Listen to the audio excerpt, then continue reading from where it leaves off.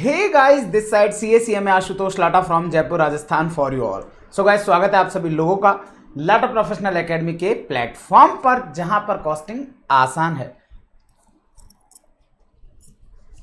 तो दोस्तों, आज के इस सेशन में मैं आप लोगों के साथ जिस टॉपिक के ऊपर चर्चा करने वाला हूं वो मेरे लिए कैटेगरी A+ रखूंगा मैं।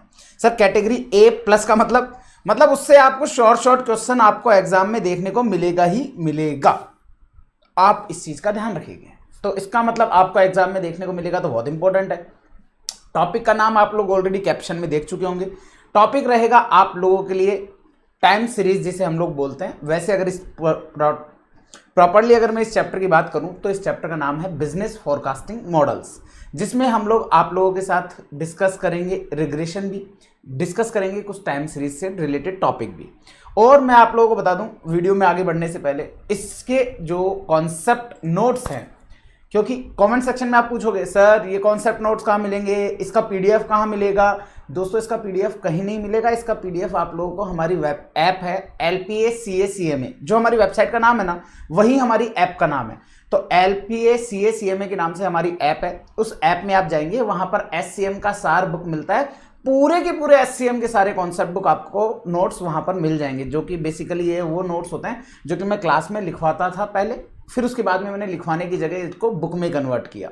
तो बुक में मैंने मल्टी कलर कन्वर्ट किया है ताकि बच्चों को अच्छे से समझ में आए और प्लस उनकी इंपॉर्टेंस भी समझ में आए। जैसे रेड कलर अगर मैं यूज़ कर रहा हूँ तो वो बहुत इंपॉर्टेंट पॉइंट है। ऐसा बात कर लेते हैं इसके क्वेश्चंस की। तो जो क्वेश्चंस मैं आप लोगों के साथ इस सेशन में डिस्कस करूंगा वो कहाँ मिलेगा, तो वो मिलेगा आपको हमारी वेबसाइट के फ्री रिसोर्सेज के अंदर। आप जाएंगे SCM सब्जेक्ट में, वहां पर आपको आशुतोष लाटा कंटेंट में जाएंगे तो वहां पर आपको एडिशनल क्वेश्चंस वाला एक फोल्डर मिलेगा। उस फोल्डर में आप चेकआउट करेंगे, QT May 2025 के नाम से एक आपको फाइल मिलेगी। वही फाइल में आपको इनके क्वेश्चंस मिल जाएंगे।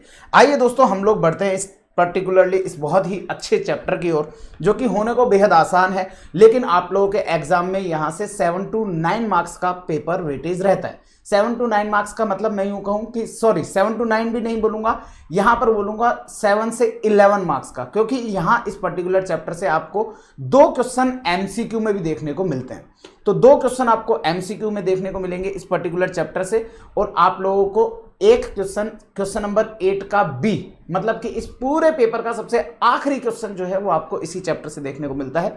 क्या कहेगा ये चैप्टर, एक एक करके बहुत बारीकियों के साथ मैं इसके बिल्कुल प्रॉपरली जीरो से स्टार्ट करते हुए आप लोगों के साथ डिस्कस करूंगा। ये सेशन मेरे को लगता है समवेयर 1.5 आवर का ये सेशन रहेगा। 1.5 आवर में हम लोग पूरे concept notes along with 3 question जो कि इंस्टीट्यूट ने लास्ट 3 एग्जाम में पूछे हैं, दिसंबर 23, जून 24 एंड दिसंबर 24, ये 3 क्वेश्चंस हम लोग आपके साथ डिस्कस करेंगे। हर एक कॉन्सेप्ट को बहुत डिटेल में समझाऊंगा। तो अगर आपने ये सेशन लिया है और इससे पहले आपने ये चैप्टर किया भी नहीं होगा, तो भी मैं आपको बता दूं आप लोग इजीली कर पाएंगे। आइए दोस्तों, क्या कहते हैं। तो दोस्तों, जैसा कि नाम से पता चल रहा है, बिजनेस फोरकास्टिंग मॉडल, इसका मतलब यह है कि यहां पर हम लोग हमारे बिजनेस में कुछ फोरकास्टिंग करने से रिलेटेड कुछ मॉडल्स के ऊपर डिस्कशन करेंगे।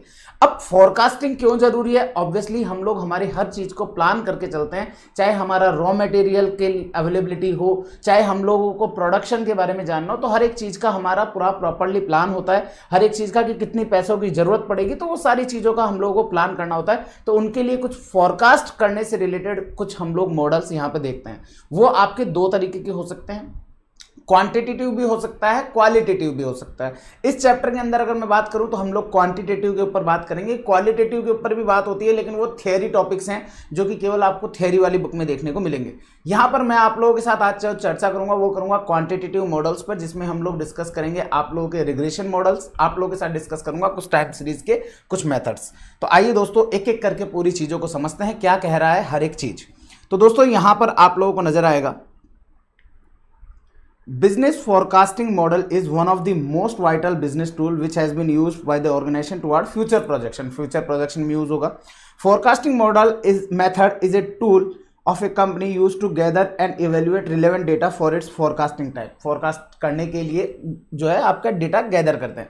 ये आप लोगों के फोरकास्टिंग क्या हो सकता है, जनरल बिजनेस फोरकास्टिंग भी हो सकता है, फाइनेंशियल फोरकास्टिंग भी हो सकता है, accounting forecast, demand forecast, sales forecast and capital forecast हो सकता है। बहुत थ्योरी वाला कॉन्सेप्ट है, जहां समझाने की बात आएगी मैं खुद से ही आगे से आपको समझा दूंगा, अदरवाइज मैं आप लोगों के लिए केवल रीडिंग दूंगा। यहां पर there are several forecasting method और मॉडल जो कि आपकी दो कैटेगरी में डिफाइन है, मैं ऑलरेडी बता चुका हूं, क्वांटिटेटिव एंड क्वालिटेटिव। क्वांटिटेटिव जो है उसमें आप डेटा की बात करेंगे, क्वालिटेटिव जो है वो कुछ आप लोगों को इन्फॉर्मेशन गैदर होती है बाय आपका, चाहे आप किसी के साथ इंटरव्यू किसी के साथ कंडक्ट करते हैं, कोई आप सर्वे करते हैं, कोई क्वेश्चनर आप लोग फिलअप कराते हैं, तो उनके थ्रू कुछ क्वालिटेटिव इन्फॉर्मेशन आती है, वो आपके लिए क्वालिटेटिव फोरकास्टिंग में कवर अप होगी। ठीक है, आइए क्वांटिटेटिव फोरकास्ट के अंदर अगर मैं बात करूं तो यहां पर आप लोगों को नंबर्स का इनका ही सबका डिटेल यूज होना है, जिसमें मैं यहां पर आप लोगों के लिए 4 अलग अलग मॉडल्स हमने डिस्कस करने हैं, regression analysis, time series analysis, exponential smoothing and input output model.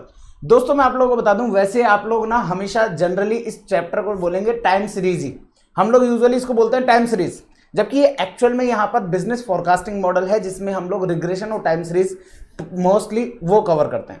मैं आपको बता दूं यहाँ पर एक फॉर्मूला यूज होगा, आपको मजा आ जाएगा। वो फॉर्मूला का अंदर कैसे लर्न करना है हमारे स्टूडेंट को जानते हैं, आप लोगों को भी समझ में आएगा कि सर ये फॉर्मूला याद नहीं हो रहा था, क्या तरीका निकाला आपने, मजा आ जाएगा आपको। आइए दोस्तों, तो क्वालिटेटिव मेथड के अंदर वही आप लोगों का रहेगा, कुछ उसके मेथड्स आएंगे, जैसे आप लोग बिजनेस में आप लोग कस्टमर से डिस्कशन करना एंड ऑल, वो सारे मेथड्स यहाँ पर आएंगे। एक आप लोगों को पता है, हम लोग लाइफ में ना, हम लोग जैसे अपन होते हैं ना, वैसे ही अपन को अपने दोस्त मिलता है, वैसे ही अपने दोस्त मिलता है, तो अपने को क्या लगता है यार अपन नहीं पढ़ रहे, अपना दोस्त भी नहीं पढ़ रहा होगा। लेकिन साला अपन जब किसी दोस्त के घर गए और पता चलता है कि किसी का अपना दोस्त वहाँ पे पढ़ाई कर रहा है, तो आपके रिएक्शंस कैसे होंगे?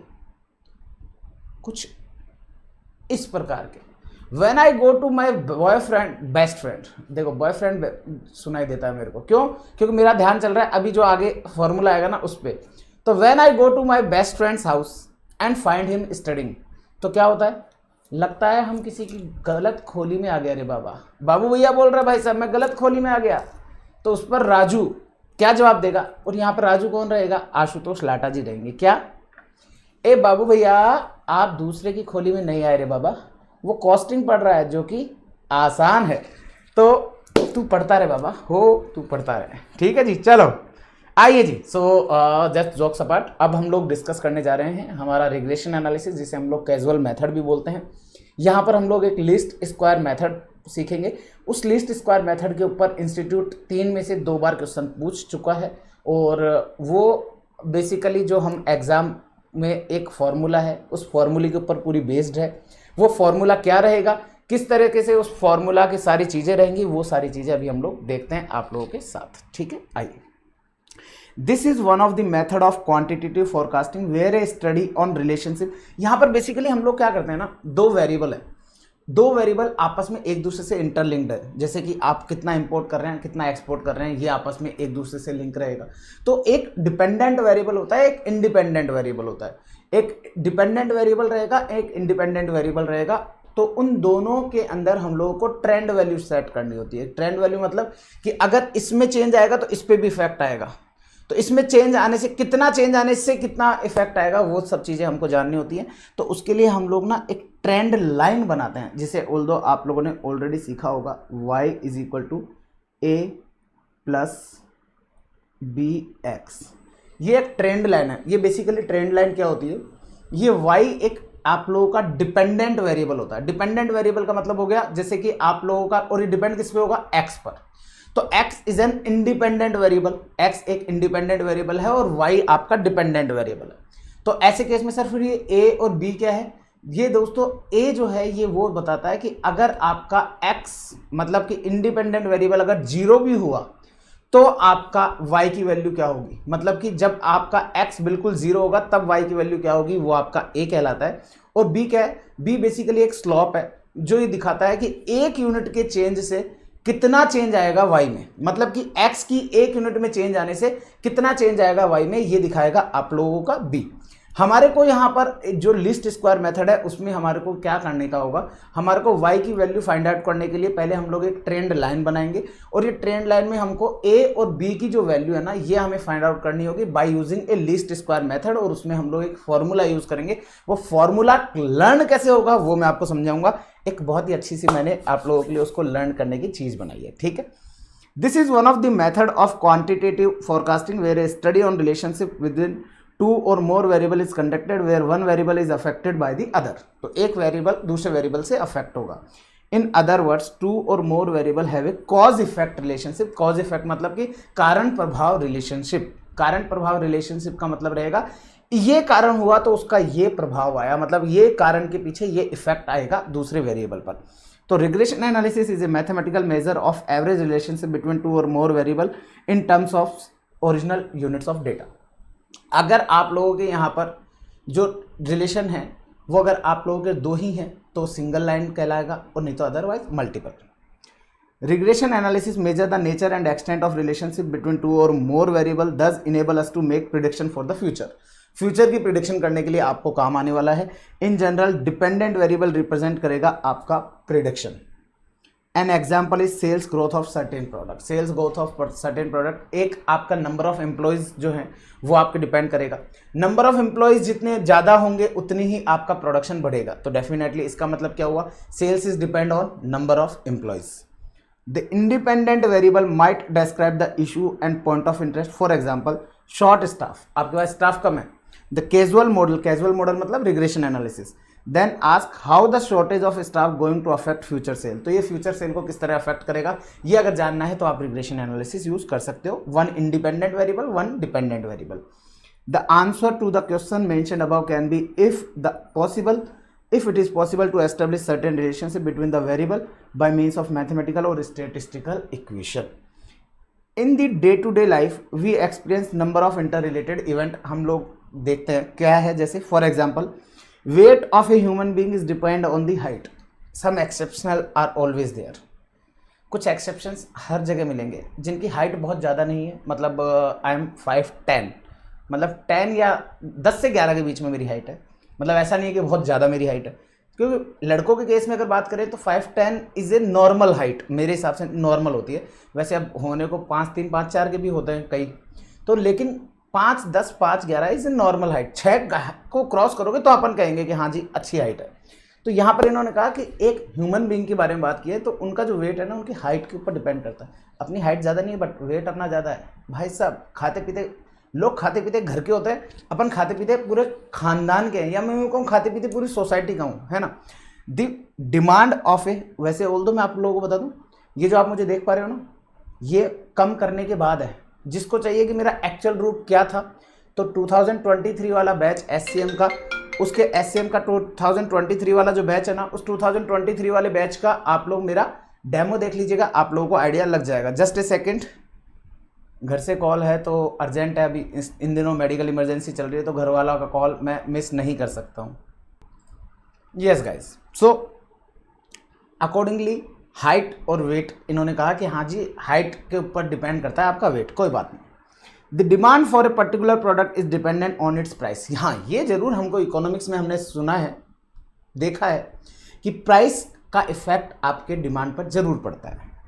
The regression analysis confined to the study of only 2 variable at a time, तो सिंपल रिग्रेशन कहलाएगा। एंड आप लोगों का अगर when study involve more than 2 variable है तो वो मल्टीपल रिग्रेशन कहलाएगा। दोस्तों मैं आप लोगों को बता दूं, मैं सिंपल रिग्रेशन वाला जो कॉन्सेप्ट है वो मैं आप लोगों को इस रिवीजन सेशन में समझाने वाला हूँ। मल्टीपल रिग्रेशन वाला मैं आप लोगों को इस सेशन में नहीं समझाने वाला हूँ, बहुत टाइम कंज्यूमिंग है रिवीजन में भी और at the same time examination में भी, तो दोनों ही जगह पर बहुत टाइम कंज्यूमिंग है। तो दैट्स वाई मैं आप लोगों को सजेस्ट नहीं करता हूँ, और इवन उसके एग्जाम में आने के चांसेस भी मुझे 10% ही नजर आते हैं। There is a dependent variable whose value change depending on the value of independent variable. तो यहां पर क्या कह रहा है, डिपेंडेंट वेरिएबल है जिसकी वैल्यू आपके इंडिपेंडेंट वेरिएबल से आपका इफेक्ट करेगी। द रिग्रेशन एनालिसिस, तो इंडिपेंडेंट वेरिएबल जो होगा उसे हम लोग रिग्रेशर या एक्सप्लेनेटर कहेंगे, और जो डिपेंडेंट है वो रिग्रेस्ड या एक्सप्लेन्ड वेरिएबल कहलाएगा। ठीक है, ये थियरी है, आप लोगों को कोई पूछेगा नहीं।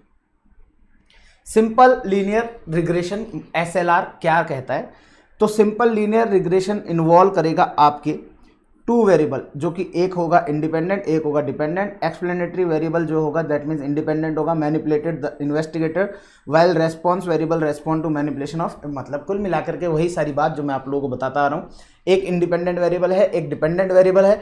जो इंडिपेंडेंट वेरिएबल है वो चेंज करेगा डिपेंडेंट वेरिएबल को, मतलब कि जैसे सपोज से प्राइस और डिमांड का है, तो प्राइस में चेंज आएगा तो डिमांड में चेंज आएगा, तो इसका मतलब प्राइस जो है वो क्या है, प्राइस इज इंडिपेंडेंट वेरिएबल और डिमांड इज डिपेंडेंट, डिमांड किस पे डिपेंड करती है? प्राइस पर।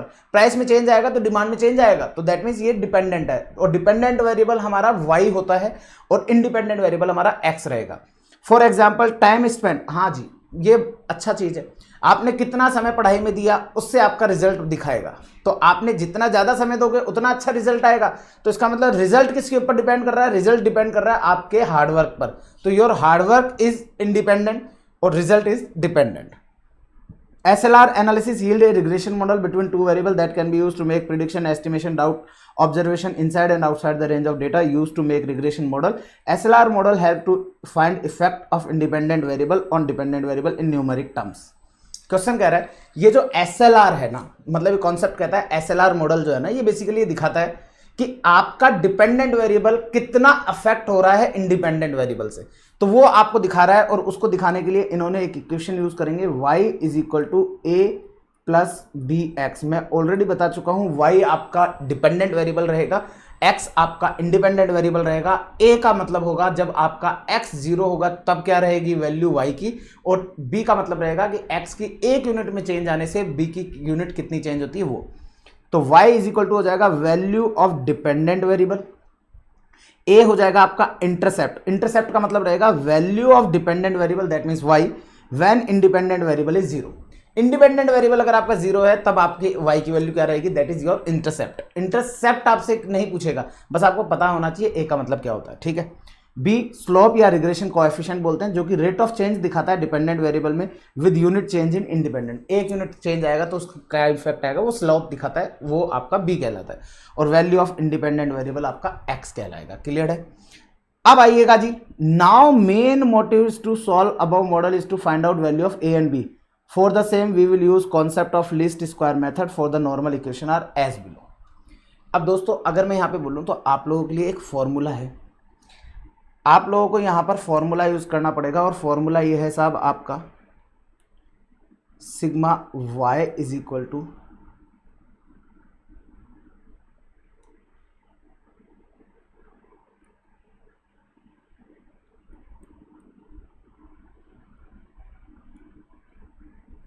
ये फॉर्मूला है।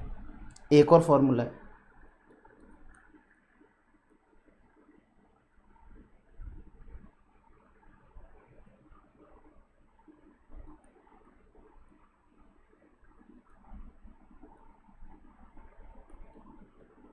अब देखो ये दो फॉर्मूला हैं जो कि आपको यहां पर नजर आ रहे हैं हमारी बुक में, देखिएगा।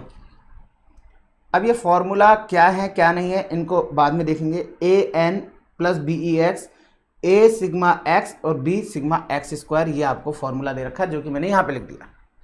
अब ये फॉर्मूला आपके पास एक ऑप्शन तो है, इसको फॉर्मूला को ऐसे लर्न करो। और एक फॉर्मूला है जी आशुतोष सर समझाएंगे, मजा आ जाएगा आपको। मतलब अब है क्या बेसिकली, ये जो y है ना y, ये बेचारा बड़ा दुखी है। ये बेचारा बड़ा दुखी है। दुखी क्यों है? इसको इसकी वाली छोड़ गई, अब इसको इसकी वाली छोड़ गई। कुछ ऐसे अधूरे सपने थे इसके, जो बेचारा दिन में तो दोस्तों के साथ रह लेता था लेकिन रात को इसको याद आती थी उसकी। अब हर बार रात को याद आया, आप हर बार हर चीज़ को गलत मत लेके जाना है ना, बाकी आप लोग की खुद का दिमाग है भाई, आप कुछ भी कर सकते हो। तो बेसिकली हुआ क्या, वाई जो कि नाराज हो गई उससे और पता चला कि वो ब्रेकअप कर ली। अब ब्रेकअप कर ली तो इसने कुछ दिन तो निकाले, लेकिन कुछ दिन निकालने के बाद इसको पता चला कि नहीं यार, मेरे को उसके बिना मेरा चैन मेरी नींद सब कुछ छीन के ले गई। ये बड़ा दुखी हुआ। देखो अब इसने रोना भी चालू कर दिया, इसने रोना चालू किया। तो इसके पास आशुतोष सर गए।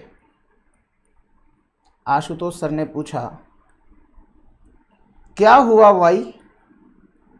वाई आपके क्या हुआ, आप क्यों नाराज हो, क्यों दुखी हो रहे हो?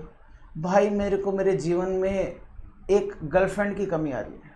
अच्छा गर्लफ्रेंड की कमी आ रही है, तो गर्लफ्रेंड की कमी आ रही है तो मैंने भाई को ऑप्शन दिया, यार ये वाली गर्लफ्रेंड कैसी रहेगी? कहते यार अब अपनी औकात के बाहर है, अपने से बड़ी मुश्किल से एक ही पटी थी, दूसरी पटेगी नहीं। हमको पता है हमारी औकात, बड़ी मुश्किल से एक पट जाती है ना तो हमको भाई साहब नोबेल पुरस्कार मिलने जैसी अनुभूति होती है कि भाई साहब we have done something great. तो बोलता है कि नहीं भैया दूसरे से काम नहीं चलेगा, मुझे तो मेरी एक्स ही चाहिए। तो आशुतोष सर ने कहा अच्छा तो तुम्हें क्या चाहिए, दूसरी नहीं चलेगी? तो उसने कहा ना भाई मुझे मेरी एक्स चाहिए। लो जी फॉर्मूला रेडी है, चेक कर लो, इस वाले फॉर्मूला को चेक कर लो। हो सकता है कि आगे आने वाले समय में आपको ये फॉर्मूला और कोई दूसरे टीचर भी आपको फॉलो करते हुए नजर आ जाएं। ये तरीका तो खैर फॉलो नहीं होगा, इतना तो मुझे लगता है, इतना तो मुझे भरोसा है खैर, क्योंकि कुछ चीज़ें होती हैं जो कि टीचर की मेहनत होती है बच्चों को समझाने के लिए, उनमें से ये मेरी एक मेहनत है। तो मैंने कहा कि भाई कोई दूसरी लड़की चलेगी? उसने कहा ना भाई, ना, ना मतलब एन, ना भाई मतलब बी, मुझे मेरी एक्स ही चाहिए। ठीक है साहब, लो जी आपको sigma y is equal to ये। अब इसने कहा एक्स ही चाहिए, तो अब आशुतोष सर तो क्या है ना, लव गुरु हैं, सबको मिलाते रहते हैं, खुद का चाहे पता ही नहीं हो। तो उन्होंने कहा चाहिए तेरे को एक्स चाहिए, तो रुक भाई अभी जाएगा, भाई वहाँ पे जाके बोलेगा मैं CA आशुतोष लाटा ऑल इंडिया रैंक 1 इन CMA फाइनल वाई की तरफ से आपके पास रिप्रेजेंटेशन लेकर के आया हूँ, कृपया करके उसका कुछ मन लगाओ। वो बेचारा परेशान है, अच्छी लड़की थी, मान गई, कहता ठीक है जाती हूँ। अब वो गई तो क्या हुआ, वाई बेचारा अकेला था, अब जाएगी तो दोनों साथ हो जाएंगे। अब एक्स अगर उसके पास जाएगी तो दोनों साथ हो जाएंगे। अब साथ हो जाएंगे तो मुझे एक चीज बताओ, जो वो ना भाई बोल रहा था, अब उसका क्या हुआ, ना करेगा क्या? अब वो तो ना नहीं करेगा, बड़ी मुश्किल से तो मान रहा था कि सर मेरे को ला दो, सर मुझे मेरी एक्स ला दो, सर मेरी एक्स ला दो। तो वो अब ना नहीं करेगा, ना नहीं करेगा तो क्या होगा सर, ना इसलिए नहीं करेगा क्योंकि उसके पास उसकी एक्स आ गई। अब ये आ है, अब आप आ से और कोई अलग आवाज मत निकाल लेना, यहां पर ए से मतलब बिल्कुल नॉर्मल ही है, ठीक है ना, क्योंकि लोगों की आदत होती है सर ना में से एन तो हटा दिया, ए क्यों नहीं हटाया? भाई सिग्मा एक्स, एक्स आ गई है तो उसको ऐसे फील हो रहा है आ मेरी आ गई है, वो वाली, ठीक है ना। तो अब एक्स आ गई तो मना काहे को करेगा, और एक्स आ गई तो इधर क्या होगा, सर ऑलरेडी इसके पास एक एक्स तो थी, फॉर्मूला में एक एक्स था, एक और एक्स आ गया तो ये स्क्वायर हो गया। लो जी फॉर्मूला रेडी है, दूसरा भी चेकआउट कर लो, चेक कर लीजिएगा दूसरा फॉर्मूला ये रहा, और इसको आप यहां से क्रॉस चेक कर लेना, दोनों फॉर्मूला रेडी हैं। क्या होता है ना जीवन में कुछ तड़प ऐसी होते हैं ना जिसके बिना इंसान अधूरा हो जाता है, तो बस इस वाई को वही तड़प थी और इसी तड़प को हमने पूरा कर दिया, क्योंकि भगवान किसी की तड़प अधूरी ना छोड़े। तो इसीलिए मैंने यहाँ पर हमारी बुक में लिखा ना भाई मुझे मेरी एक्स चाहिए, ताकि बच्चे को ये एग्जाम में जब रिवाइज कर रहा होगा तो उसको याद आ जाए ये फॉर्मूला बनाया कैसे था आशुतोष सर ने। और यहाँ पर सिग्मा वाई का मतलब हो गया जितने भी वाई के ऑब्जर्वेशन है उनका टोटल, ए का मतलब हो गया आपका इंटरसेप्ट जिसकी वैल्यू हमें निकालनी होगी, एन मतलब हो गया नंबर ऑफ कंपोनेंट की कितने नंबर्स आ रहे हैं, कितने पेयर ऑफ ऑब्जर्वेशन में वहां पे दिए हुए हैं, बी आप निकालेंगे, सिग्मा एक्स मतलब एक्स का टोटल, और सिग्मा एक्स वाई मतलब एक्स को वाई से मल्टीप्लाई करोगे उसका सिग्मा एक्स वाई का टोटल, और ए सिग्मा एक्स का टोटल वापस, plus b sigma x square मतलब कि एक्स का स्क्वायर करो और फिर उसका टोटल लगाओ, ये हो गया। तो once we get the value of A and b we can find value of y by using value of x in SLR model. तो हम लोग को जैसे ही ए और बी की वैल्यू मिल जाएगी तो ए आपके पास आ जाएगा, बी आपके पास आ जाएगा, एक्स की वैल्यू डालते रहो वाई निकालते रहो, एक्स की वैल्यू डालते रहो वाई निकालते रहो। देखा, आय हाय रहा नहीं जाता, तड़प ही ऐसी है। देखा, इसे कहते हैं आशुतोष लाटा जी की टेक्निक। उम्मीद करता हूं कि आप लोगों को ये फॉर्मूला याद होगा। आप सभी लोगों से जिन्होंने भी ये फॉर्मूला सुना अब देखा, तो कृपया करके अपने कमेंट सेक्शन में जरूर से बताइएगा, ये मेरा आपसे पर्सनल रिक्वेस्ट मान लो, आप सभी लोगों से मेरा रिक्वेस्ट ही मान लो यार, अब इससे आगे तो और क्या बोलें, आप लोगों की इच्छा हो तो मुझे जरूर बताना। ये एक बहुत यूनिक तरीका था आप लोगों के फॉर्मूला को लर्न करवाने का। उम्मीद करता हूं कि आप लोगों को इजीली समझ में आ गया होगा। कमेंट सेक्शन में जरूर अपनी प्रतिक्रिया व्यक्त कीजिएगा, और किसी को एक्स चाहिए तो वो भी कमेंट कर सकता है, आशुतोष सर मुहैया करा देते हैं, है ना, एक्स ही मुहैया कराता हूं, ऐसे नहीं कि और कोई मुहैया करा दूं, ठीक है। चलो जी, अब इसके ऊपर मैं आगे आप लोगों का मल्टीपल लीनियर इक्वेशन है जो मैं आप लोगों को ऑलरेडी बता चुका हूं कि वो मैं आप लोगों को नहीं समझाऊंगा। फिर इसके बाद में टाइम सीरीज स्टार्ट होता है, बट मैं चाह रहा हूं कि अभी अभी मैंने आप लोगों को इसका क्या कराया है, इसका अभी अभी मैंने आप लोगों को लीनियर इक्वेशन समझाइए। तो मैं सोच रहा हूँ कि क्यों ना इसका लगे हाथ में इसके 2 क्वेश्चन हमारे बुक में हैं, वो दोनों के दोनों क्वेश्चन मैं आप लोगों को करा दूं, और वो दोनों के दोनों क्वेश्चन आप लोगों को कराने के बाद में क्या होगा, वो आप लोगों को उसका इफेक्ट समझ में आ जाएगा क्या है क्या नहीं है। ठीक है, आइए।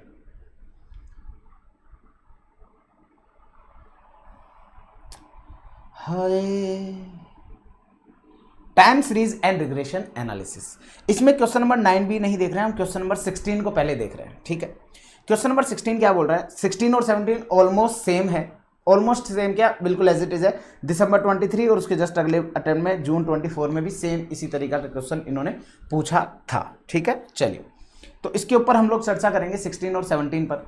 लेकिन मैं आप लोगों को बता दूं, मैं दोनों ही क्वेश्चन आप लोगों को कराऊंगा, ऐसा नहीं कि मैं एक ही कराऊंगा, बट मैं आप लोगों को अच्छे से समझाते हुए चलूंगा। क्या है question 16, the sale of zinc in a plant of KHT limited for the year 2014 से 22 की डिटेल आपको दी हुई है, ईयर्स दे रखे हैं, sale of zinc in million दे रखी है।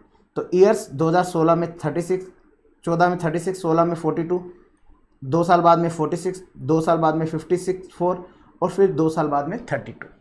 बेसिकली हम लोग क्या बना रहे होते हैं, y is equal to a plus b x. ये a प्लस बी एक्स ये होता क्या है, बेसिकली ये होता है आपका ट्रेंड एनालिसिस। ये है आपका ट्रेंड एनालिसिस। तो क्या बोल रहा है, using the method of least square analyse a straight line trend value. आपको स्ट्रेट लाइन ट्रेंड वैल्यू निकाल के बतानी है और असेस कर दिएगा सेल इन मिलियन रुपीज में जिंक की 2019 के लिए और 2025 के लिए। दोस्तों, जब भी हम लोग यहाँ पर ट्रेंड वैल्यू को एनालाइज कर रहे होते हैं तो हम लोगों को क्या होता है ना, एक मिडिल ईयर जो है उसको हम लोगों को क्या मानना होता है, एक बेस ईयर मानना होता है। मिडिल ईयर को बेस ईयर के मतलब अगर मैं बात करूं तो यहां पर आप देखेंगे आपको 5 नंबर ऑफ ऑब्जर्वेशंस दी हुई हैं। तो 5 नंबर ऑफ ऑब्जर्वेशंस है, तो बिल्कुल सेंटर की ऑब्जर्वेशन कौन सी होगी सर, वो सेंटर की ऑब्जर्वेशन होगी आपकी 2018 वाली। क्यों, इससे 2 आइटम इधर होंगे, 2 आइटम ही इधर होंगे।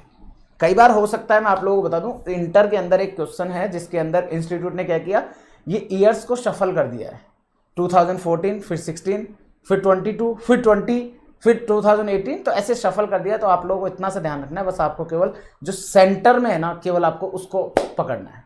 आप ना यहाँ पर काम सेंटर से मतलब है, ये नहीं कि 2018 से पहले के 4 साल छोड़ दिए, उसके आगे के 4 साल छोड़ दिए, नहीं, अपने को सेंटर डेटा जो है ना, वो सेंटर डेटा लेना है कि 2 डेटा ऊपर छोड़ दिए, 2 डेटा नीचे छोड़ दिए, काम खत्म। सर कई बार अगर ये डेटा 6 हो गए तो ऐसे केस में हम लोगों को बेस ईयर जो मानना है वो दोनों के बीच के को मानना है। जैसे कि सपोज से यहाँ पर आपका 2024 भी दिया होता, तो ऐसे केस में आपके लिए 3 यहाँ पे छोड़ोगे, 3 यहाँ छोड़ोगे, तो बीच में तो कुछ आएगा नहीं। तो ऐसे केस में हम लोग बेस ईयर जो मानेंगे ना, वो 2018 और 2020 इन दोनों के बीच में यहाँ मान लेंगे। इसको दे दिया सपोज से 0 वैल्यू, और माना कि हर एक साल को हमने टी की वैल्यू मान ली, हर एक साल की 1, हर एक साल की 1 मान ली, तो इसका मतलब 2018 2020 के बीच का तो 2019 को 0 मानेंगे। तो अब इससे पहले वाले जितने भी हैं वो सारे माइनस में जाएंगे और इसके बाद वाले जितने भी हैं वो सारे प्लस में आ जाएंगे। लेट्स सॉल्व इट, आइए। तो यहां पर सबसे पहले आपको कुछ डेटा दे रखे हैं, ईयर के बेसिस पर मैं यहां एक्स निकाल लूंगा। जो यहां पर सेल्स दे रखे हैं उसको हम वाई बोलेंगे। एक हमें एक्स स्क्वायर भी चाहिएगा, एक हमें एक्स वाई चाहिएगा। क्लियर है? आइए ईयर की बात कर लेते हैं। तो ईयर कौन कौन से हैं, ईयर दे रखे हैं 2014, 16, 18, 20 एंड 22। आप लोगों को फॉर्मूला अगर याद है ना, तो आपको इस टेबल में क्या क्या चाहिए याद रहेगा। क्यों, आपको पता है हम y के पास गए थे आशुतोष सर, तो y के पास गए तो दैट मीन सिग्मा y, ये अकेले नहीं आते हैं, ये हमेशा टोटल में ही आते हैं। तो सिग्मा y ना भाई, तो n मतलब number of observation. Number of observation कितनी है सर, 5। कितने साल का डेटा दे रखा है, 5 साल का, तो n विल बी 5। ए हमें पता नहीं, ए तो हम लोग निकालेंगे, बी हमें पता नहीं, बी हम लोग निकालेंगे। सिग्मा एक्स का मतलब हो जाएगा एक्स का टोटल, ठीक है। सिग्मा एक्स वाई हमें चाहिएगा, क्योंकि वाई के पास एक्स आ गया ना, तो भाई साहब मिलन हो गया। मिलन होने के बाद में एक्स वाई हो जाता है। वैसे आप लोगों ने 10th में सुना होगा एक्स एक्स एक्स वाई, है ना, वही वाला मिलन है ये। तो एक्स वाई, फिर उसके बाद में आता है ए सिग्मा एक्स। क्लियर है? तो इसका मतलब सिग्मा एक्स वापस चाहिएगा और एक चाहिएगा सिग्मा एक्स स्क्वायर। तो एक्स स्क्वायर निकालेंगे फिर उसका सिग्मा निकालेंगे। कई बार जल्दबाजी में बच्चा ये गलती कर देता है, सिग्मा एक्स का आ रहा है 100, उस 100 का स्क्वायर कर देता है, जबकि उसका स्क्वायर नहीं होगा, आपको हर एक एक्स की वैल्यू का स्क्वायर करना है फिर उसका टोटल लगाना है। ठीक है ना? आइए अब दोस्तों, जैसा कि मैं ऑलरेडी बता चुका हूं, हम लोगों को यहां पर क्या करना है, बेस ईयर मानना है। बेस ईयर किसको मानेंगे सर? जो भी सेंटर में है 18, तो इसको आपको 0 कर देना है। जो आपका बेस ईयर होता है उसको आप लोग 0 मानेंगे। और मैंने यहां पर माना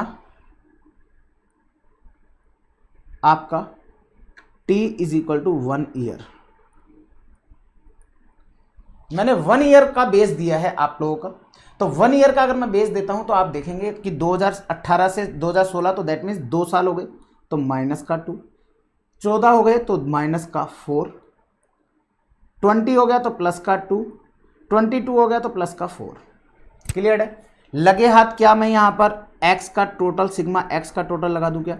जब भी अगर आप लोगों का यहां पर सेंटर में डेटा आ रहा है या दैट मीन्स अनइवन आ रहा है, तो this will always equal to 0 रहेगा। This will always equal to 0 क्यों हुआ सर? क्योंकि आपने सेंटर में 0 लिया, तो माइनस का 2 प्लस के 2 से कैंसिल हो जाएगा, माइनस का 4 प्लस के 4 से कैंसिल हो जाएगा, तो वो 0 ही आएगा। लेकिन अगर आपका डेटा अनइवन है, अनइवन इन द सेंस आप लोगों के लिए ओड नंबर में है, तो ओड नंबर में मतलब हो गया आपका अगर 6 है, तो ऐसे केस में यहां से स्टार्ट होगा ना, तो 18 और 19 के बीच में यहां पर 0 होगा, तो यहां पर आप -1, -2, -3 ऐसे करते हुए चलेंगे। तो उस केस में आप लोगों को अकॉर्डिंगली सॉल्व करना रहेगा। वैसे उस केस में भी आप लोग ध्यान रखिएगा, सिग्मा एक्स की वैल्यू फिर भी 0 ही आएगी। ठीक है? वाई आ जाते हैं वाई पर। वाई की वैल्यू दे रखी है आपको 36, 42, 46, 54 एंड 32। इसका भी लगे हाथ टोटल लगा देंगे बाद में। एक्स स्क्वायर मतलब -4 का स्क्वायर, तो ये हो जाएगा 16, ये हो जाएगा 4, ये हो जाएगा 0, ये हो जाएगा 4 और ये हो जाएगा 16। एक्स वाई का मल्टीप्लाई करो, तो माइनस का 4 को 36 से मल्टीप्लाई करोगे आप, तो आएगा 144, माइनस के 2 को इससे करोगे तो आएगा माइनस का 84, ये आएगा 0, ये आएगा 108 और ये आएगा आपका 32 मल्टीप्लाई बाय 4, तो आएगा 128। अब आपको क्या करना है, अब आपको इसका सबका टोटल लगा देना है। लगाओ total, 36 plus 42 plus 46 plus 54 plus 32, तो आ जाएगा 210। यहाँ की बात करें तो 20 प्लस 20 40, यहाँ की बात करें तो माइनस का 144, माइनस का 84 प्लस का 108 प्लस का 128, तो आ जाएगा प्लस का 8। लो जी, आपके पास पूरी टेबल रेडी है। आशुतोष सर ने फॉर्मूला आपको सिखा ही दिया है। फॉर्मूला क्या सिखाया? आशुतोष सर गए वाई के पास, वाई ने कहा ना भाई मुझे मेरी एक्स चाहिए। एक्स हमेशा टोटल में ही आते हैं ये सब, चाहे एक्स हो चाहे वाई हो चाहे एक्स वाई हो, ये सब आपके टोटल में आएंगे, मतलब सिग्मा लेकर के आएंगे। आपको बस इतना ध्यान रखना है, ना भाई में ना आपको ए पहले लेना है। वैसे आप बाद में भी ले लोगे तो भी आंसर वही आएगा, 2 मल्टीप्लाई बाय 3 करो चाहे 3 मल्टीप्लाई बाय 2 करो, वही आएगा, बट हमको फॉर्मूले के हिसाब से लिखना है। तो आपको ना भाई मुझे मेरी एक्स चाहिए, ठीक है, मिला देंगे। अब इसको इसकी एक्स से मिला देंगे, है ना। तो अब इसको इसकी, और यहां पर आप लोग लिख देंगे n is equal to 5। Total number of observations कितनी दे रखी वो, फिर आएगा आपका, इसको सॉल्व कर लेते हैं। पहले एक काम करते हैं, और एक फॉर्मूला नीचे 2 लाइन छोड़ करके इसको, इसकी सॉरी सिग्मा वाई लिख दिया मैंने, sigma x y, sorry sigma x लिख दिया, वाई लिखना था। अब इनका मिलन कराया तो ऑब्वियस सी बात है ये एक्स वाई हो जाएगा। ना करने से मना करेगा नहीं, मिलन होता है तो कौन मना करता है, तो मिलन पे मना नहीं हुआ तो ए तो आ जाएगा। ए मतलब उसको कहा ना, आहा मिल गई, सिग्मा एक्स आ गई, प्लस बी सिग्मा एक्स आई, एक एक्स ऑलरेडी था तो स्क्वायर हो गया। फॉर्मूले में वैल्यूज डालो और आंसर निकालो। देखिए जी, सिग्मा वाई की वैल्यू आपको दे रखी है क्या सर, 210 इज इक्वल टू, ए की वैल्यू आपको पता नहीं, एन की वैल्यू आपको पता है 5, प्लस बी की वैल्यू आपको पता नहीं, सिग्मा एक्स की वैल्यू आपको पता है 0। सॉल्व करने जाएंगे तो 210 इज इक्वल टू 5a, क्योंकि b को 0 से मल्टीप्लाई करोगे तो वही आएगा। तो इससे आपके पास आ जाएगा a is equal to 210 divided by 5। तो a की वैल्यू आ जाएगी आपके पास 42। a की वैल्यू आ गई आपके पास। डन। आगे चलिए, सिग्मा एक्स वाई कितना है सर? सिग्मा एक्स वाई है 8 इज इक्वल टू a आपको पता नहीं, x की वैल्यू 0 है, प्लस b आपको पता नहीं, सिग्मा एक्स स्क्वायर की वैल्यू आपके पास है 40। तो अल्टीमेटली क्या हो जाएगा? 8 इज इक्वल टू 40b। तो b इज इक्वल टू क्या आ जाएगा? 0.2। a की वैल्यू आ गई, b की वैल्यू आ गई, कर दो सॉल्व। तो ट्रेंड वैल्यू क्या आ जाएगी? क्वेश्चन नंबर 1 ने पूछा using the method of least square analyse a straight line trend value. तो ट्रेंड वैल्यू क्या होगी? y is equal to a क्या है सर? a है 42 प्लस b क्या है सर? 0.2 x। ये हो गई आपकी ट्रेंड वैल्यू, ये हो गई आपकी ट्रेंड वैल्यू। अब क्वेश्चन ने कहा दूसरे पॉइंट में, ये तो पहला पॉइंट हुआ, दूसरे पॉइंट में क्वेश्चन ने कहा कि आप हमें फोरकास्ट करके बताओ 2019 की सेल क्या आएगी, और दूसरे में उन्होंने कहा फोरकास्ट करके बताओ 2025 की क्या आएगी। अब आपको पता है हमारे को क्या करना है, y इज इक्वल टू, तो y is equal to 42 plus 0.2 x की वैल्यू चाहिए। अब x की वैल्यू कौन सी साल की सर? 2019 की। आइए आप यहां देखो, 2018 की तो है 0, 2020 की है 2, 2019 की क्या आएगी सर? 1। तो आ जाएगा आपका मल्टीप्लाई 1। सॉल्व करोगे तो y जो कि है सेल वैल्यू कितनी आ जाएगी? 42 प्लस 42.20, ये हो गई 2019 की। सेम इसी तरीके से 2025 की आ जाएगी। तो आपने बेस ये लिया था 2018 को, 18 को बेस लिया तो 19, 20, 21, 22, 23, 24, 25, 7। तो आ जाएगा y is equal to 42 plus 0.2 multiply by 7। तो आ जाएगा y is equal to 42 plus 1.4, तो आएगा y is equal to 43.4। Answer match है। 42.2 एंड 43.4, ये आपकी 2019 और 2025 की आपकी सेल हो जाएगी। दैट्स इट, काम खत्म। इतना सा क्वेश्चन था, क्वेश्चन नंबर 16। उम्मीद करता हूं समझ में आया होगा। उम्मीद करता हूं कि जो फॉर्मूला बनाने का जो मेरा तरीका है वो आपको बहुत अच्छा लगा होगा, उसी के कारण से ये बहुत आसानी से सॉल्व हो गया है। अगर आपको फॉर्मूला याद है तो आप लोग ये टेबल बना सकते हो, क्योंकि आपको पता चल जाएगा कि फॉर्मूले में रिक्वायरमेंट क्या होगी। क्योंकि आप जाओगे y के पास तो इसका मतलब मुझे y का टोटल भी चाहिएगा। वो बोलेगा ना भाई तो n चाहिएगा, n आ जाएगा 5, a मुझे निकालना है, प्लस ना भाई b मेरे को पता नहीं, लेकिन उसने कहा ना भाई मुझे मेरी x चाहिए, तो सिग्मा x ये लो। फिर उसने उन दोनों का मिलन होगा तो क्या होगा? सिग्मा एक्स वाई, तो ये लो तीसरा सिग्मा एक्स वाई भी चाहिएगा। फिर ऑब्वियस सी बात है कि जब वो ना हो जाएगा तो सिग्मा एक्स वापस से चाहिएगा, 2 अपन ऑलरेडी निकाल चुके हैं। फिर वो x से x मिलेगा तो एक्स स्क्वायर भी चाहिएगा, तो ये लो जी, x और y हमारे पास है ही। x का स्क्वायर निकाल देना और xy कैलकुलेट कर देना। फॉर्मूले में वैल्यू डालोगे तो आपका सिग्मा y वाले फॉर्मूला में डालोगे तो a की वैल्यू आ जाएगी, सिग्मा xy में डालोगे तो b की वैल्यू आ जाएगी। ट्रेंड वैल्यू आप लोगों का क्या है, जो आपके SLR जो आप बना करके रिग्रेशन मॉडल बना करके दोगे वो आपका ट्रेंड वैल्यू रहेगी, और इस ट्रेंड वैल्यू में x की वैल्यू डालोगे तो जो भी जिस भी साल का पूछ रहा है वो निकल के आ जाएगा। सेम इसी तरीके का एक और सम मैं करा देता हूं ताकि आप लोगों को ये ट्रेंड वैल्यू में तो कहीं किसी भी तरह का कोई भी डाउट आए ही ना। देखिएगा ध्यान से, क्वेश्चन नंबर 17 इसी तरीके का, बस अब की बार नंबर ऑफ ऑब्जर्वेशन 1 2 3 4 5 6 7 आ गई। 7 आ गई तो आपको पता है 3 ऊपर की छोड़ दो, 3 नीचे की छोड़ दो, बीच का चौथे नंबर का। तो यहाँ पर भी हम 2018 को ही बेस मॉडल बनाएंगे। वही सारी चीजें, वही डेटा दे रखा है। From the following data fit a trend line method by using least square. Access करना एक्सपोर्ट टर्नओवर 2025 का, 2025 का पूछा है तो ठीक है कोई बात नहीं। 2018 को हम लोग बेस ईयर मान लेंगे 0, तो x की एक यूनिट 1 साल की हो गई, तो 2019 का 1, 20 का 2, 30, 21 का 3, 22, 23, 24, 25, तो 7 आ जाएगा। ट्रेंड वैल्यू निकाल दो और बाकी का क्वेश्चन एज इट इज। जिनको चाहिए कि नहीं सर हम लोग खुद को ही ट्राई करना है, तो आप वीडियो को पॉज करके इस क्वेश्चन के साथ आप लोग सॉल्व कर सकते हैं, पूरी इक्वेशन बना करके सॉल्व करें।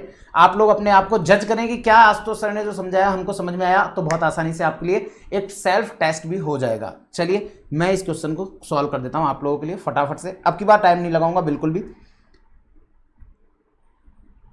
क्वेश्चन नंबर 17 आप देखिएगा, 40 मिनट पर क्वेश्चन सॉल्व करना चालू किया है, 45 मिनट से पहले सॉल्व कर दूंगा, जबकि 7 मार्क्स के लिए 14 मार्क्स का 7 मार्क्स के लिए आपके टोटल जो है ना पूरे 14 मिनट्स अलाउड होते हैं। तो आप देखिएगा कैसे रहेगा। तो सबसे पहला मैं यहां पर लिख दूंगा आपके ईयर के बाद में लिख दूंगा मैं एक्स, फिर लिख दूंगा वाई, फिर लिख दूंगा एक्स स्क्वायर और फिर लिख दूंगा एक्स वाई। डन क्या? आइए ईयर की बात कर लेते हैं। तो ईयर कौन कौन से हैं? 2015, 16, 17, 18, 19, 20 एंड 21 ये है साहब। इसमें आपकी x को हम लोग बेस कौन सा मानेंगे? इसको। तो -1, -2, -3 +1, 2, 3 टोटल लगाते हुए चलें क्या? लगा दो। इसका टोटल 0, क्योंकि -3 +3 से, -2 +2 से और -1 +1 से। ठीक है, y पे आओ। y क्या है? 20 + 22 + 25 + 27 26 30 एंड 32। लगे हाथ इनके भी टोटल लगा देते हैं। 20 + 22 + 25 + 27 + 26 + 30 + 32 तो आएगा 182। टोटल चेक कर लेना, हो सकता है मेरा कैलकुलेटर चलाने में गलती हो जाए। 3 का स्क्वायर सर 9, 4 1 0 1 4 9 तो ये हो जाएगा आपका 28। और एक्स वाई कितना आएगा? -3 तो ये आ जाएगा -60, -44, -25, ये 0, ये 26, 30 को मल्टीप्लाई 2 से तो 60, ये आ जाएगा 96। इसका भी टोटल लगा दो। -60, -44, -25, +26, +60, +96 तो आ जाएगा 53। अब फॉर्मूले में सीधा वैल्यू डालूंगा। अब की बार फॉर्मूला सीधा क्या है? y के पास जाऊंगा, वो बोलेगा ना भाई मुझे मेरी x दिलाओ। तो शादीराम घर जोड़े आशुतोष लाटा जी ने क्या कहा? ले बेटा कर ले संगम एक्स वाई। ना अब करेगा नहीं, तो a sigma x plus b sigma x का स्क्वायर। वैल्यू डालो, आंसर निकालो। सिग्मा y का मतलब हो जाएगा 182 इज इक्वल टू a आपका क्या है सर? a आपका रहेगा यहाँ पे नंबर ऑफ ऑब्जर्वेशन 7 है, तो आ जाएगा 7a प्लस b की वैल्यू पता नहीं, लेकिन सिग्मा x की वैल्यू 0 है, तो ये आपके पास अपने आप ही 0 आ जाएगा। तो आपके लिए हो जाएगा 182 इज इक्वल टू 7a। तो a इज इक्वल टू आ जाएगा आपके पास 26। सेम इसी तरीके से b की वैल्यू निकाल दो। एक्स वाई कितना आ रहा है sir? 53 is equal to a की वैल्यू पता नहीं, सिग्मा x की वैल्यू पता है 0, प्लस b की वैल्यू पता नहीं, बट एक्स स्क्वायर की वैल्यू पता है 28। तो इन शॉर्ट ये आ जाएगा आपका 28b इज इक्वल टू 53। तो b इज इक्वल टू आ जाएगा 1.8928, तो 1.893। ए की वैल्यू आ गई, बी की वैल्यू आ गई। तो एक तो बनाओ सबसे पहले इनका ट्रेंड वैल्यू। ट्रेंड वैल्यू क्या आएगी? ट्रेंड वैल्यू क्या आएगी? y इज इक्वल टू ए कितना है सर? 26 प्लस b कितना है? 1.893 x। अब आपको पता है कि आपको चाहिए 2025 का सेल्स डेटा निकाल के बताओ। तो 2025 में x कितना आ जाएगा सर? हर एक यूनिट x का मतलब 1 साल होता है, तो 2025 तक आने के लिए 7 साल। तो y is equal to 26 plus 1.893 multiply by 7, solve करो। 1.893 मल्टीप्लाई बाय 7 जो आया उसको 26 में ऐड कर दो तो आएगा 39.251। 39.251। अगर आपने ट्राई किया होगा तो आप लोगों का आंसर मैच होगा।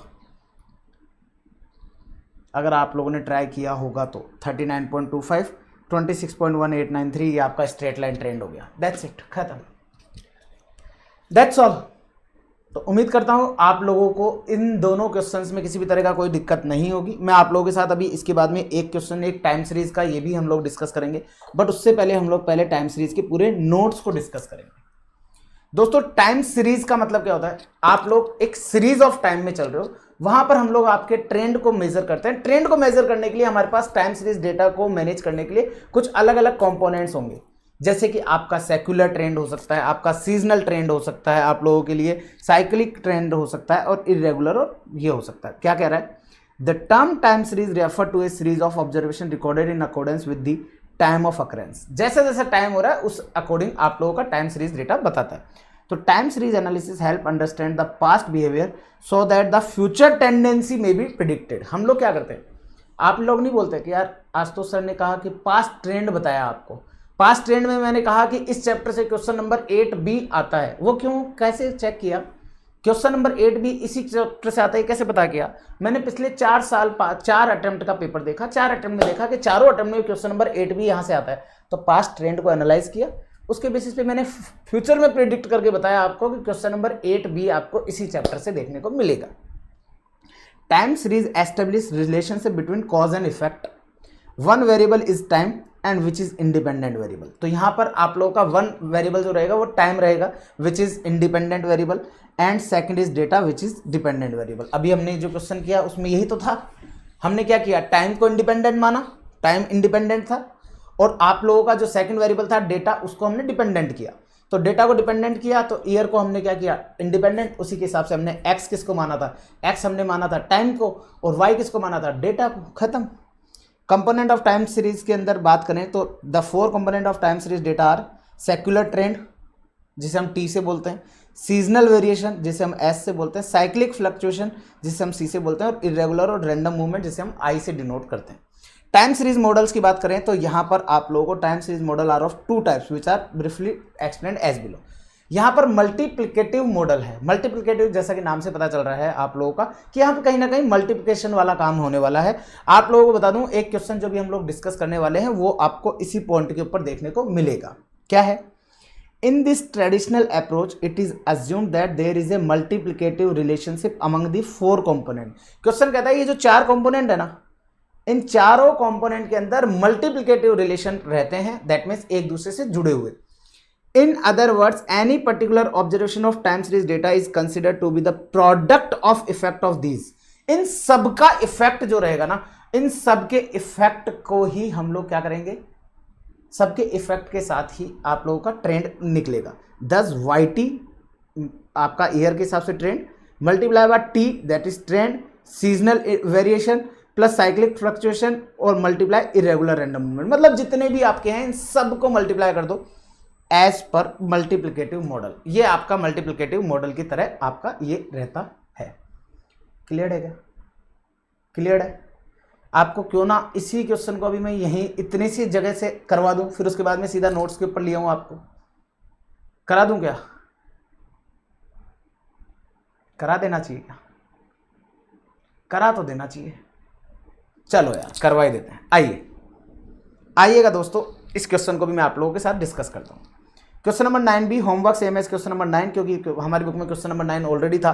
फिर उसके बाद में इंस्टीट्यूट ने दिसंबर 2024 में एज इट इज क्वेश्चन पूछ डाला, तो हमने कहा कि भाई साहब मैं एक ही बार क्वेश्चन कराता हूँ, अगर same question as it is आता है केवल फिगर्स चेंज होकर के तो वो आपका होमवर्क है। तो दिसंबर 2024 में केवल फिगर्स चेंज होकर के इंस्टीट्यूट ने हमारी बुक से क्वेश्चन पूछा। मैं यूँ नहीं कहूँगा हमारी बुक से पूछा, भाई साहब मुझे नहीं चाहिए भैया कोई क्रेडिट। हम हमारी बुक के अंदर इंस्टीट्यूट के सभी मटेरियल कवर करते हैं, इंस्टीट्यूट का study material, RTP, MTP, workbook और पास्ट एग्जामिनेशन पेपर।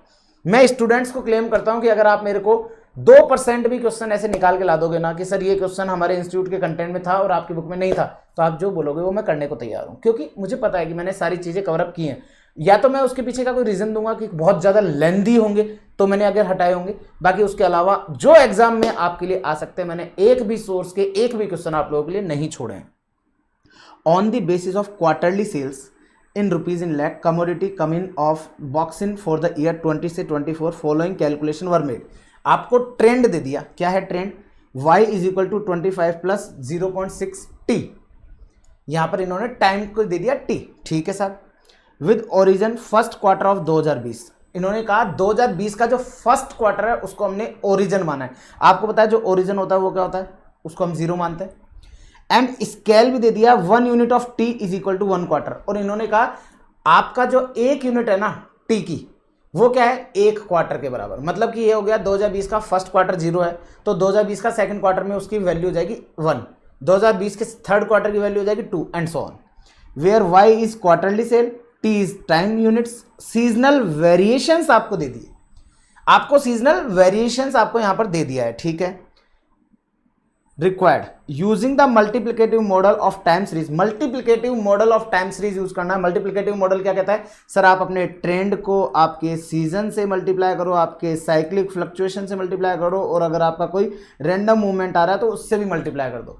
अब मेरे को यहाँ पर रैंडम मूवमेंट नहीं दिख रहा तो मैंने आई को हटा दिया, मेरे को कोई साइक्लिक फ्लक्चुएशन नहीं दिख रहा तो मैंने सी को हटा दिया। तो अल्टीमेटली मुझे यहाँ पे क्या करना है, ट्रेंड को सीजनल इंडेक्स से मल्टीप्लाई करना है। अब ट्रेंड वैल्यू पहले तो मेरे को ट्रेंड वैल्यू निकालनी होगी, और जो ट्रेंड वैल्यू आएगी उसको सीजनल इंडेक्स से मल्टीप्लाई करूंगा, तो मेरे पास यहां पर आप लोगों के लिए आ जाएगी फर्दर सेल, जो भी मैं फोरकास्ट करना चाह रहा हूं वो। रिक्वायर्ड क्या है, using the multiplicative model of time series estimate the sale for each of the four quarter of 2024। 2024 के 4 क्वार्टर का आपको क्या बताना है कि क्या सेल आएगी 2024 के क्वार्टर के। क्लियर है। सीजनल इंडेक्स की बात करूं तो आपको यहां पर क्वार्टर वाइज जब भी सीजनल इंडेक्स दिया होता है तो मैं आपको बता दूं इन सबका टोटल हमेशा 400 होगा। अभी मैं आपको सीजनल इंडेक्स समझाऊंगा तब आपको ये चीज क्लियर हो जाएगी, ठीक है। आइए अब हम लोग यहां पर देखते हैं कैसे हमने इस क्वेश्चन को सॉल्व कर देना है। दोस्तों यहां पर मुझे सबसे पहले अगर मैं बात करूं क्वेश्चन नंबर 16B की बात करूं तो यहां पर मेरे लिए सबसे पहले जो इंपॉर्टेंट काम है वो है टी निकालना। आप यहां ध्यान से देखेंगे, अगर 2020 के फर्स्ट क्वार्टर को मैंने माना है ओरिजिन, 2020 का फर्स्ट क्वार्टर, तो 2020 में फर्स्ट, सेकंड, थर्ड, फोर्थ, मैं आपको कैलकुलेशन करना समझा रहा हूं, बाकी आपको कैसे प्रेजेंट करना है वही बताऊंगा। 2021 के अंदर भी 4 क्वार्टर, 2022 के अंदर भी 4 क्वार्टर, 2023 के अंदर भी 4 क्वार्टर, 2024 के अंदर आपको करना है वहाँ के आपके first quarter, second quarter, third quarter, fourth quarter. आप ध्यान से देखेंगे, अगर यहाँ से आपने स्टार्ट किया होगा 2020 के फर्स्ट क्वार्टर में आपने टी माना होगा 0 क्योंकि एज ए बेस ईयर, तो ये हो गया 1, ये हो गया 2, ये हो गया 3, यहाँ आ जाएगा आपका 4, 5, 6, 7, यहाँ आ जाएगा 8, 9, 10, 11, ये कवर हो जाएंगे। हर साल में 4-4 आ रहे हैं। यहाँ आएगा 12, 13, 14, 15, इसका मतलब यहां पे कितना आएगा 16, 17, 18 एंड 19। तो आपके पास टी की वैल्यू आ जाएगी क्या 16, 17, 18 एंड 19। इसके हिसाब से इसकी ट्रेंड वैल्यू आप लोगों को निकालनी है। क्लियर है क्या? तो इसके हिसाब से आपको इसकी ट्रेंड वैल्यू निकालनी है। आपके पास फॉर्मूला दिया हुआ है ऑलरेडी, इन्होंने ट्रेंड वैल्यू 25 प्लस 0.6 टी, तो टी की वैल्यू आपने निकाल दी। चलिए मैं यहां पर आप लोगों को एग्जाम में कैसे प्रेजेंट करना है मैं वो बता देता हूं। Since first quarter of 2020 is origin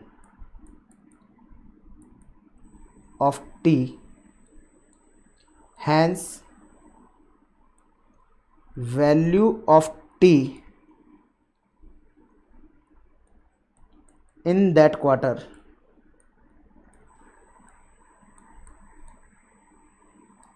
will be 0 and thereafter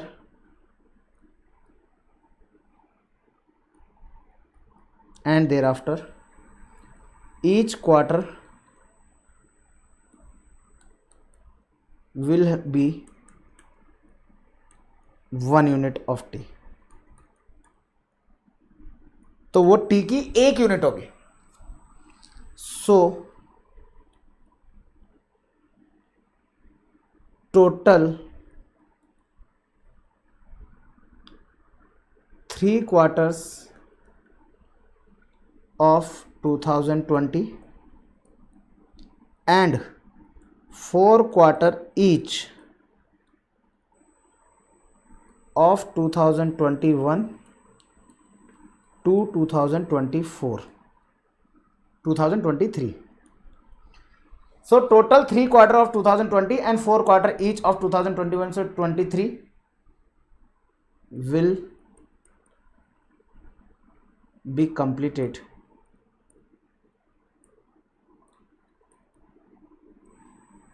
So value of T from first quarter of 2024 will be कितनी हो जाएगी सर? 3 तो हो गए 2020 के, और 3 2020 के हो गए, 4 आपका 21 के हो गए, 4 आपके 22 के हो गए, 4 ही आपके 23 के हो गए, तो 15 तक तो वहां हो गए। तो so value of T from first quarter of 2024 क्या हो जाएगा सर? वो हो जाएगा 16 एंड सो ऑन, और फिर उसके बाद में आपका 16, 17, 18, 19 वो हो जाएगा। तो आइए कैलकुलेशन ऑफ ट्रेंड एंड, तो हम यहाँ पर क्या निकाल रहे हैं? सीधा मैं दोनों मल्टीप्लिकेटिव मॉडल से calculation of sales of year 2024 की सेल्स निकालेंगे। तो सबसे पहले क्या करेंगे, आपका क्वार्टर कौन सा है, उसमें टी की वैल्यू क्या है, टी की वैल्यू आपके पास आ गई है, ठीक है। फिर यहाँ से आपकी वाई की वैल्यू आ जाएगी, जिसे आप लोग ट्रेंड भी बोलेंगे। वाई की वैल्यू बोल दूँ चाहे ट्रेंड बोल दूँ, एक ही बात है। फिर उसके बाद में आपके पास सीजनल इंडेक्स दिया हुआ है, जिसे मैं एस से डिनोट करूँगा, और ये आपके लिए हो जाएगा आपका मल्टीप्लिकेटिव मॉडल से क्वेश्चन ने पूछा है आपका सेल, तो ये हो जाएगा एस टी, इनका दोनों का क्रॉस मल्टीप्लाई, ठीक है। तो क्वार्टर नंबर 1, 2, 3, 4, टी की वैल्यू आ जाएगी यहाँ पर 16, 17, 18, 19। वाई की वैल्यू कैसे आएगी सर? 25 प्लस 0.6 टी, तो 0.6 टी है, आप यहाँ पे चाहो तो ब्रैकेट में लिख सकते हो, y is equal to 25 plus 0.6 t. ये फॉर्मूला हमने यूज़ किया है, ये ट्रेंड लाइन यूज़ की है। तो 0.6 मल्टीप्लाई बाय 16, तो 9.6 प्लस 25, तो ये आएगा 34.6। अब दोस्तों मैं आपको बता दूं, अब इस 34.6 के बाद में कुछ नहीं, आपको अगर एक एक बढ़ता जा रहा है तो 0.6 बढ़ते जाओ। क्यों? क्योंकि आपको पता है b क्या है सर? 0.6, और वो बोलता है कि टाइम की 1 यूनिट में चेंज से मैं 0.6 बढ़ूंगा, तो ये आएगा 35.2, 34.6, 35.2, 35.8 और 0.6 और ऐड कर देंगे तो 36.4। डन क्या सर? अब आइए यहां पर हम लोग निकालेंगे इसके सीजनल इंडेक्स। सीजनल इंडेक्स निकालेंगे क्या? क्वेश्चन ने दिया हुआ है। वैसे ये सीजनल इंडेक्स जो है ना, ये निकालने का तरीका कैसे होगा वो अभी मैं जब सीजनल इंडेक्स वाला चीजें समझाऊंगा ना, तब आपको समझ में आ जाएगा। 90, 95, 105 और 110। दोस्तों मैं आपको बता दूं, seasonal index will always be treated as a percentage. इसको हम लोग एज ए परसेंटेज ही ट्रीट करते हुए चलेंगे। तो ये आएगा आपका 34.6 मल्टीप्लाई बाय 90%, तो इसकी आ जाएगी आपके लिए 31.14। 35.2 मल्टीप्लाई बाय 0.95, तो आएगा 3344। 35.8 मल्टीप्लाई बाय 105%, तो आएगा 37.59, और ये आएगा 36.4 मल्टीप्लाई 110%, तो आएगा 40.04। चेक करेंगे क्या ये आंसर हमारे मैच है? 40.04 अभी अभी निकाला है, वो मैच है। तो अगर यही लास्ट वाला मैच है, इसका मतलब हमारा सॉल्यूशन बिल्कुल करेक्ट है। That's all. 1 घंटे का समय लगा। मैंने आप लोगों को यहाँ पर जितने क्वेश्चन इंस्टीट्यूट ने आज तक पूछे हैं पिछले 3 अटेम्प्ट के अंदर, सर 3 अटेम्प्ट क्यों, 4 अटेम्प्ट हो गए। मैंने कहा हाँ, एक अटेम्प्ट में इंस्टीट्यूट को ये पता ही नहीं चल रहा था कि यार हम पेपर क्या बनाएं। उन्होंने जून 2023 का जो पेपर बनाया उनको खुद को ही नहीं पता था किसको वेटेज देनी है किसको नहीं देनी है। उस जगह उन्होंने थ्योरी की वेटेज दे दी, जिस चैप्टर को वेटेज नहीं देनी थी उसको भी दे दी, पता नहीं क्या ही कर रहे थे। इसीलिए फिर उन्होंने रीथिंक मोड पे गए। दिसंबर 2023 से नया पेपर का जो पैटर्न है वो लॉन्च किया गया, नहीं तो अदरवाइज पहले केवल 20 मार्क्स के एमसीक्यूज आया करते थे। फिर उन्होंने 30 मार्क्स के एमसीक्यू किया, फिर सेक्शन बी के अंदर काफ़ी कवरेज चेंज करी, तो वहाँ से जाकर के चेंज हुआ। नहीं तो अदरवाइज पहले आपके 16 मार्क्स का क्वेश्चन आया करता था बड़ा, अब 14 मार्क्स का आ रहा है। क्यों? क्योंकि सीए इंस्टीट्यूट ने भी वही चीज़ कर दिया था। और ये सारे के सारे सिस्टर कंसर्न है, तो एक दूसरे को फॉलो करते हुए चलते हैं। लो जी, तो हमारे पास जो क्वेश्चंस वाला पार्ट है वो हमने पूरा का पूरा डिस्कस कर दिया है। उम्मीद करता हूँ मल्टीप्लिकेटिव मॉडल जो है ये आप लोगों को बिल्कुल अच्छे से क्लियरली समझ में आ गया होगा। 1 घंटे के अंदर मैंने आप लोगों को सारा सब कुछ करा दिया है। अगले आधे घंटे के अंदर मैं सारे के सारे नोट्स वाला जो पोर्शन है वो भी मैं आपको समझा दूंगा, क्योंकि हो सकता है कि अभी तक तो इन वाले टॉपिक से आगे, क्या पता कल को बाद वाले टॉपिक से आ जाए। तो मल्टीप्लिकेटिव के बाद में एडिटिव मेथड क्या बोलता है साहब? कुछ नहीं बोलता साहब, मैं तो ये बोलता हूँ आपने मल्टीप्लाई किया हम ऐड कर दो। लो जी, another approach is to assume an additive relationship, तो वो बोलता है Y T is equal to T plus S plus C plus I as per additive model. साहब ऐड करके बताओ साहब, ये लो जी। अब इसके लिए 4 कंपोनेंट जो टाइम सीरीज के हैं वो हम लोग डिस्कस कर लेते हैं कि ट्रेंड क्या है, सीजनल इंडेक्स क्या है, सेक्युलर क्या है और आपका रैंडम मूवमेंट क्या है। सेक्युलर ट्रेंड और simple trend of time series is smooth, regular और long term movement exhibiting the tendency. ये आपकी टेंडेंसी बताता है किसकी? ग्रोथ की या डिक्लाइन की over a period of time. It describe the movement over the long term of time series that globally can be increasing, decreasing और stable हो सकता है। It is standard practice to describe or increase trend by an upward sloping line or decrease trend by downward sloping line। वो जो हमने सीखा ना y plus a plus bx, वो ट्रेंड लाइन ही होती है। That line mentioned here may be straight line or curved line representing linear और non linear trend respectively। ये हो सकता है, ठीक है। ये हो गया जी ट्रेंड। सीजनल, जैसा कि नाम से पता चल रहा है कि शॉर्ट टर्म फ्लक्चुएशन आएगा। आपने सुना होगा ना, सीजन के सौदागर, है ना, जो मतलब जैसे आपका दिवाली आएगा तो फायरवर्क्स आपके पटाखे बेचना चालू कर देंगे, राखी आएगी तो राखियाँ बेचना चालू कर देंगे, आप लोगों के लिए सकरात आएगी तो पतंगे बेचना चालू कर देंगे, होली आएगी तो कलर्स बेचना चालू कर देंगे, वैसे वाला। तो सीजनल वेरिएशन क्या है? Short term fluctuation in a time series which occur periodically in a year, this continue to repeat year after year. ये हर साल होता है, मतलब उस पर्टिकुलर टाइम पर होगा ही होगा। दिवाली अक्टूबर नवंबर में आएगी तो उस टाइम पर वो बढ़ेगा ही बढ़ेगा। तो वो हर एक चीज़ का इनको सीजनल फ्लक्चुएशंस बताना है कि हाँ भैया इस वाले साल में हमारा इस ज़्यादा रहता है, तो जहाँ पर ज़्यादा रहेगा वहाँ पर सीजनल फ्लक्चुएशन, सीजनल इंडेक्स ज़्यादा आएंगे। जैसे कि major factor that are weather condition, कि भैया आपको पता है ना, बारिश आते ही हमारे घर में पकौड़ों की डिमांड आ जाती है। ठंड आ गई तो भाई साहब ठंड के अंदर हमारे पास जो है गजक बिकना चालू हो जाएंगी, गर्मी आ गई तो कोल्ड ड्रिंक बिकना चालू हो जाएंगी, वैसा वाला। More woollen cloth are sold in a winter than season. Obvious ही बात है, हम लोग समर में थोड़ी वुलन्स पहनेंगे। Each year more ice cream are sold in summer, very little in winter. सर्दियों में तो आइसक्रीम कौन खाता है? शादियों में मिलती है, तब तो हम सर्दियों में भी छोड़ते नहीं है ना, तब तो वहाँ पे फ्री में, फ्री की कौन छोड़ता है। The sales in departmental store are more during festive season than in normal days. Obvious सी बात है, आप लोग देखोगे जब भी दीपावली का या आप लोगों का कोई भी बड़ा फेस्टिवल आता है उसका जब आप देखेंगे तो उस टाइम पर मार्केट में आपको भीड़ कंपेरेटिवली मिलेगी।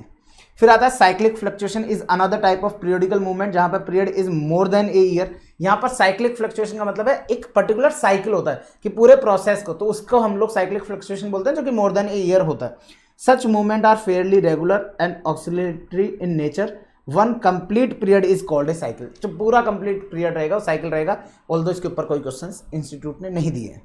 इरेगुलर और रैंडम मूवमेंट आर, कि भैया एकदम से कोविड आया, किसको पता था, तो वो रैंडम है। Are fluctuation in time series that are not short in duration, erratic in nature and follow no regularity in the occurrence pattern. Irregular fluctuation result due to occurrence of unforeseen action. Unforeseen event आए, जैसे कि flood, बाढ़ आ गई, भूकंप आ गए, युद्ध का माहौल हो गया, तो वो वाली सारी चीज़ें यहाँ पर कवर होंगी। मेजरमेंट ऑफ सेक्युलर ट्रेंड और ट्रेंड, आप लोगों को, आपने यहाँ पर क्या किया, आपने यहाँ पर चारों के चारों कंपोनेंट बता दिए कि सीजनल ट्रेंड ये होता है, सीजनल वेरिएशन ये होता है, आपका साइक्लिक ये होता है, इरेगुलर ये होता है। तो सबसे पहले ट्रेंड को मेजर करने के लिए क्या तरीका है, तो देखो ट्रेंड को मेजर करने के लिए कुछ मेथड्स यहाँ पे दिए हुए हैं।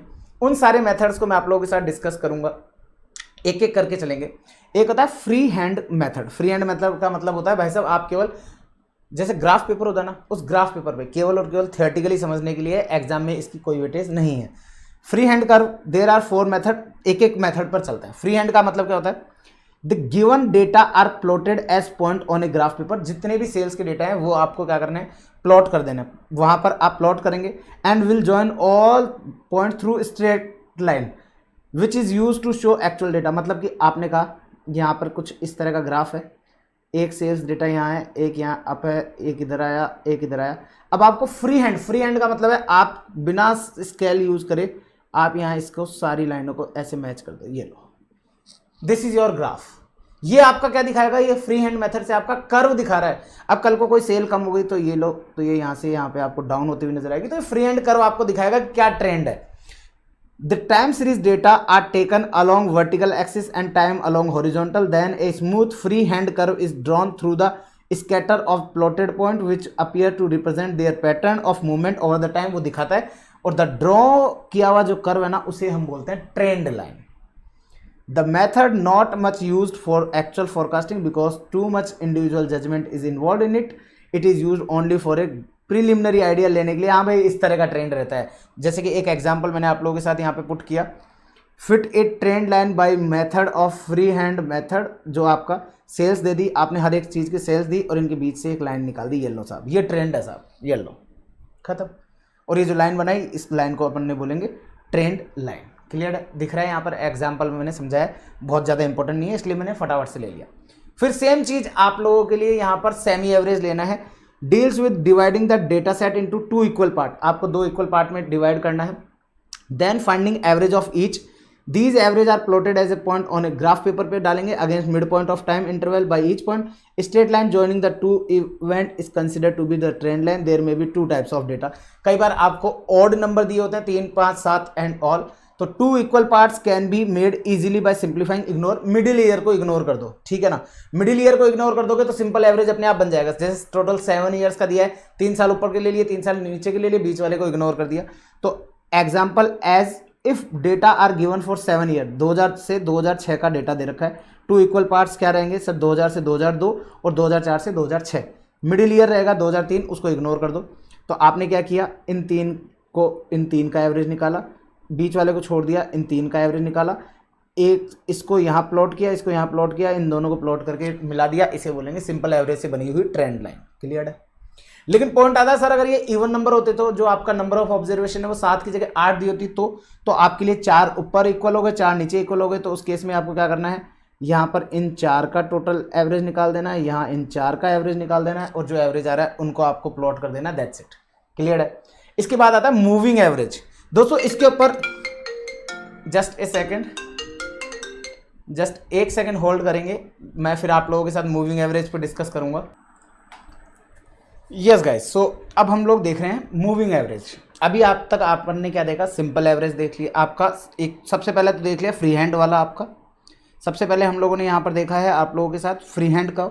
फिर हम लोगों ने देखा सेमी एवरेज। सेमी एवरेज में हम लोगों ने सिंपली जो है एवरेज निकाल दिया आपके पीरियड के इक्वल का 2 बार का, और उनको हमने प्लॉट कर दिया। उनके ऊपर क्वेश्चंस एग्जाम में आने के चांसेस बहुत मतलब आएंगे ही नहीं। बट अगर मैं बात करूं इस अगले मेथड की, तो इससे क्वेश्चन आ सकता है। दोस्तों इस क्वेश्चन के अंदर, इस मेथड में अगर मैं बात करूं तो नाम है मेथड का मूविंग एवरेज मेथड।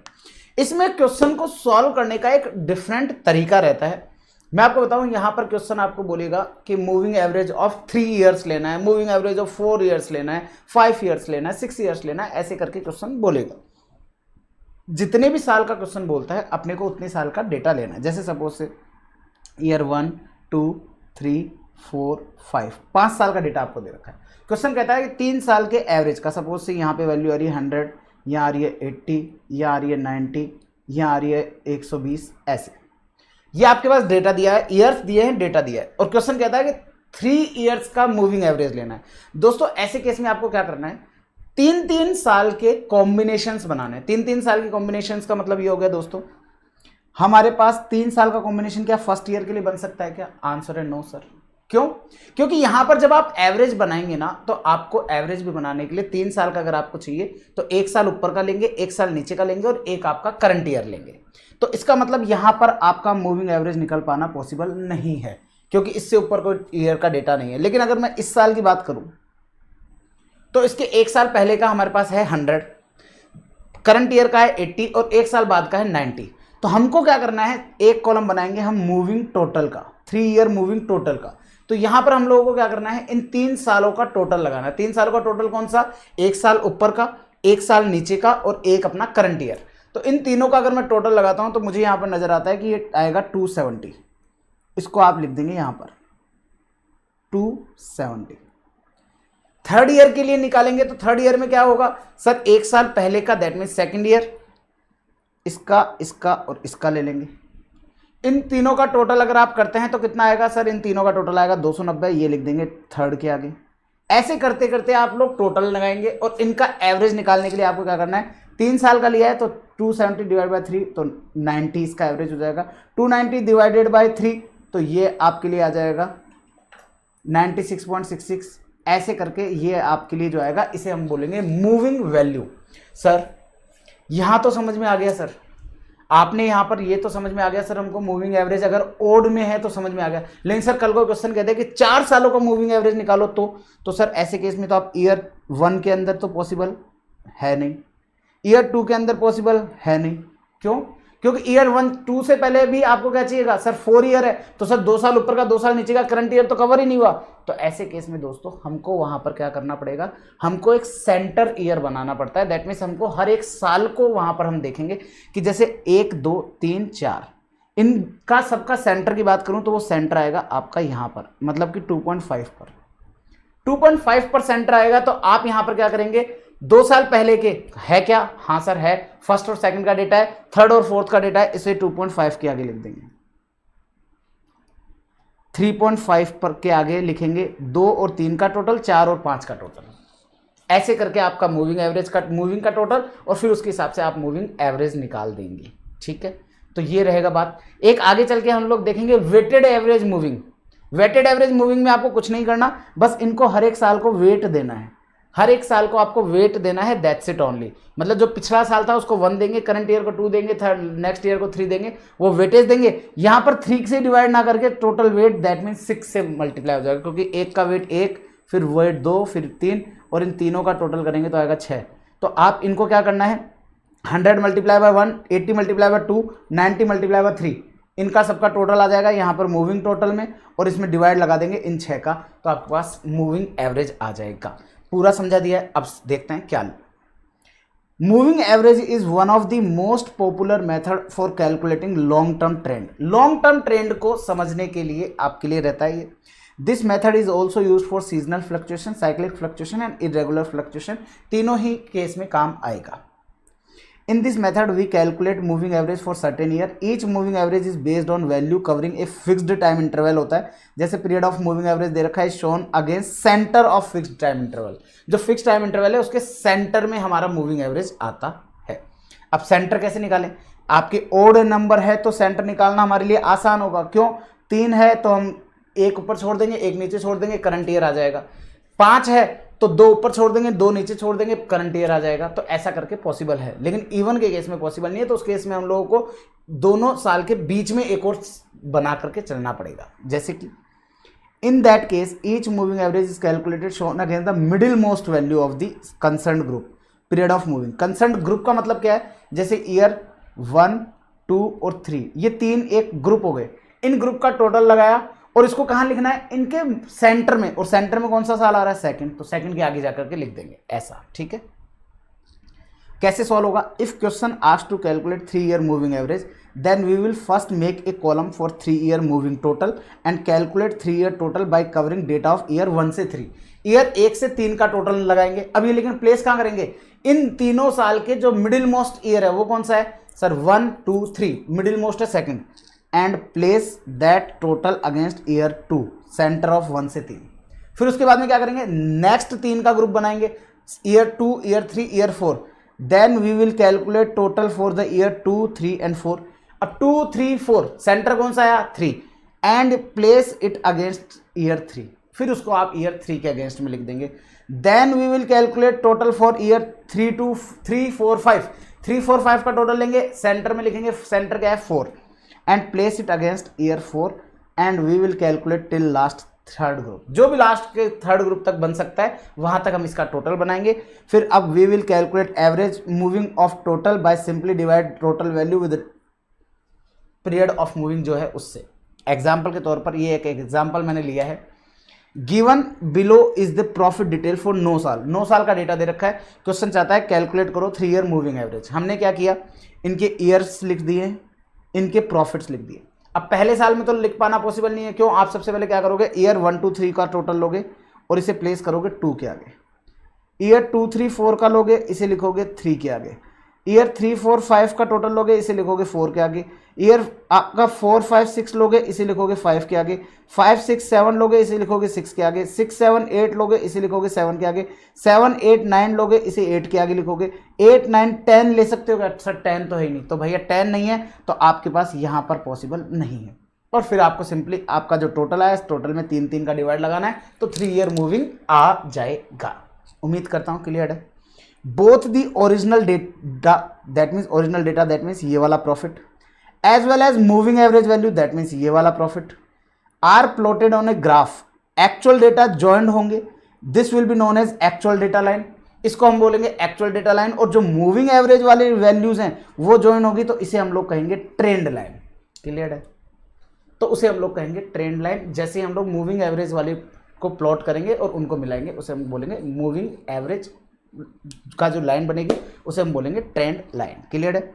अब बात कर ले, लेकिन अगर मूविंग एवरेज आपका इवन नंबर हो कि 2 साल का इवन, 2 साल का निकालो, 4 साल का निकालो, 6 साल का निकालो, ऐसा तो क्या रहेगा, when period of moving average is even then there are 2 middle period.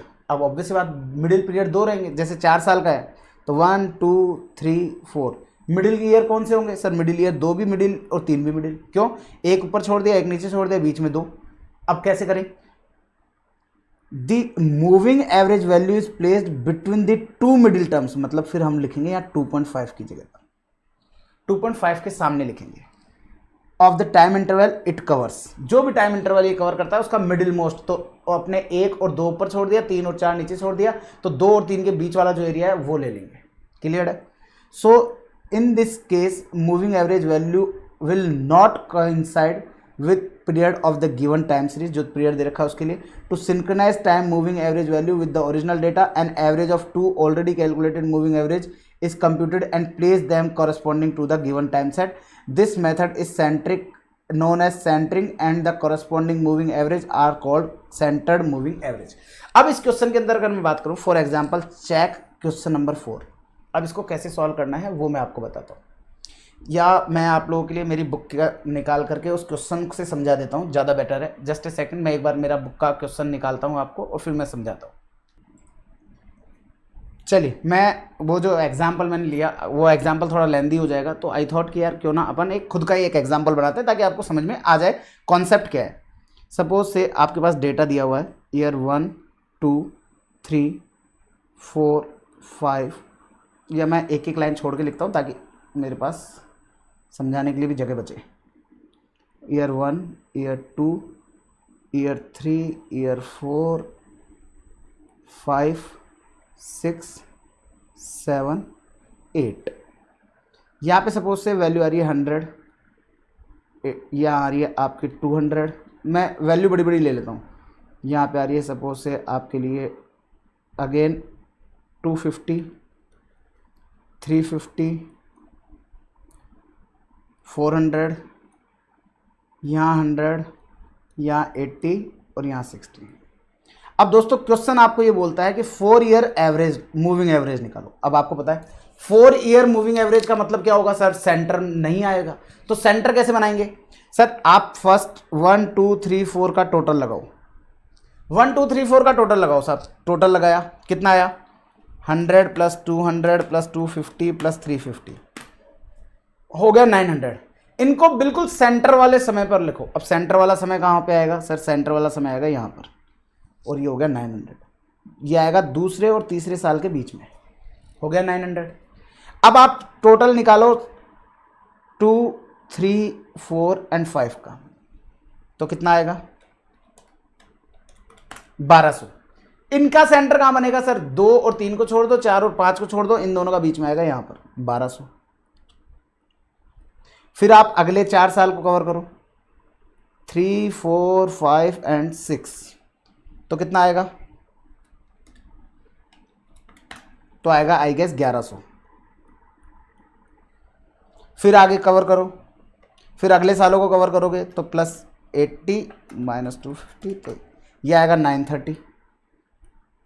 ऐसे आपका चलता चला जाएगा और इसे हम लोग क्या बोलेंगे, 4 ईयर मूविंग टोटल। क्या बोलेंगे दोस्तों, 4 इयर्स मूविंग टोटल। अब 4 ईयर मूविंग टोटल है तो अब आप इसका 4 ईयर मूविंग टोटल का एवरेज निकालोगे। एवरेज निकालोगे तो क्या होगा सर, एवरेज निकाला 900 में 4 का डिवाइड लगाओगे तो 900 डिवाइडेड बाय 4 तो आएगा सर 225। ये आएगा 1200 डिवाइडेड बाय 4 तो आएगा 300। फिर आपका यहां पर आएगा आपका 1100 डिवाइडेड बाय 4 तो आएगा 275। फिर 930 डिवाइडेड बाय 4 तो आएगा 232.5। अब दोस्तों एक चीज लेकिन ध्यान दो, आपने 4 ईयर का मूविंग एवरेज तो निकाल दिया, लेकिन ये 4 ईयर मूविंग एवरेज कौन से साल का है पता ही नहीं चल रहा। क्यों सर, ये तो 2.5 का आ रहा है, ये 3.5 का आ रहा है, ये 4.5 का आ रहा है, ये 5.5 का आ रहा है, और ये साल तो सर हमारे को क्वेश्चन में ही नहीं दे रखे। तो दोस्तों इसे हम लोग बोलेंगे 4 ईयर मूविंग एवरेज, लेकिन नॉट सेंटर्ड, सेंटर में नहीं आया हुआ है सर। तो अब इसको नॉट सेंटर्ड बोलेंगे तो भैया अब हमारी रेस्पॉन्सिबिलिटी क्या बन गई सर, सेंटर्ड नहीं है तो सेंटर्ड बनाओ। तो सेंटर बनाने के लिए अब हम लोग क्या करेंगे, हम लोग यहां पे लिखेंगे 2 ईयर मूविंग टोटल सेंटर्ड। अब इसका 2 year moving average moving total निकालेंगे, सेंटर बनाएंगे, और वो कैसे बनेगा, इन दोनों का टोटल लिखो, बीच में डाल दो।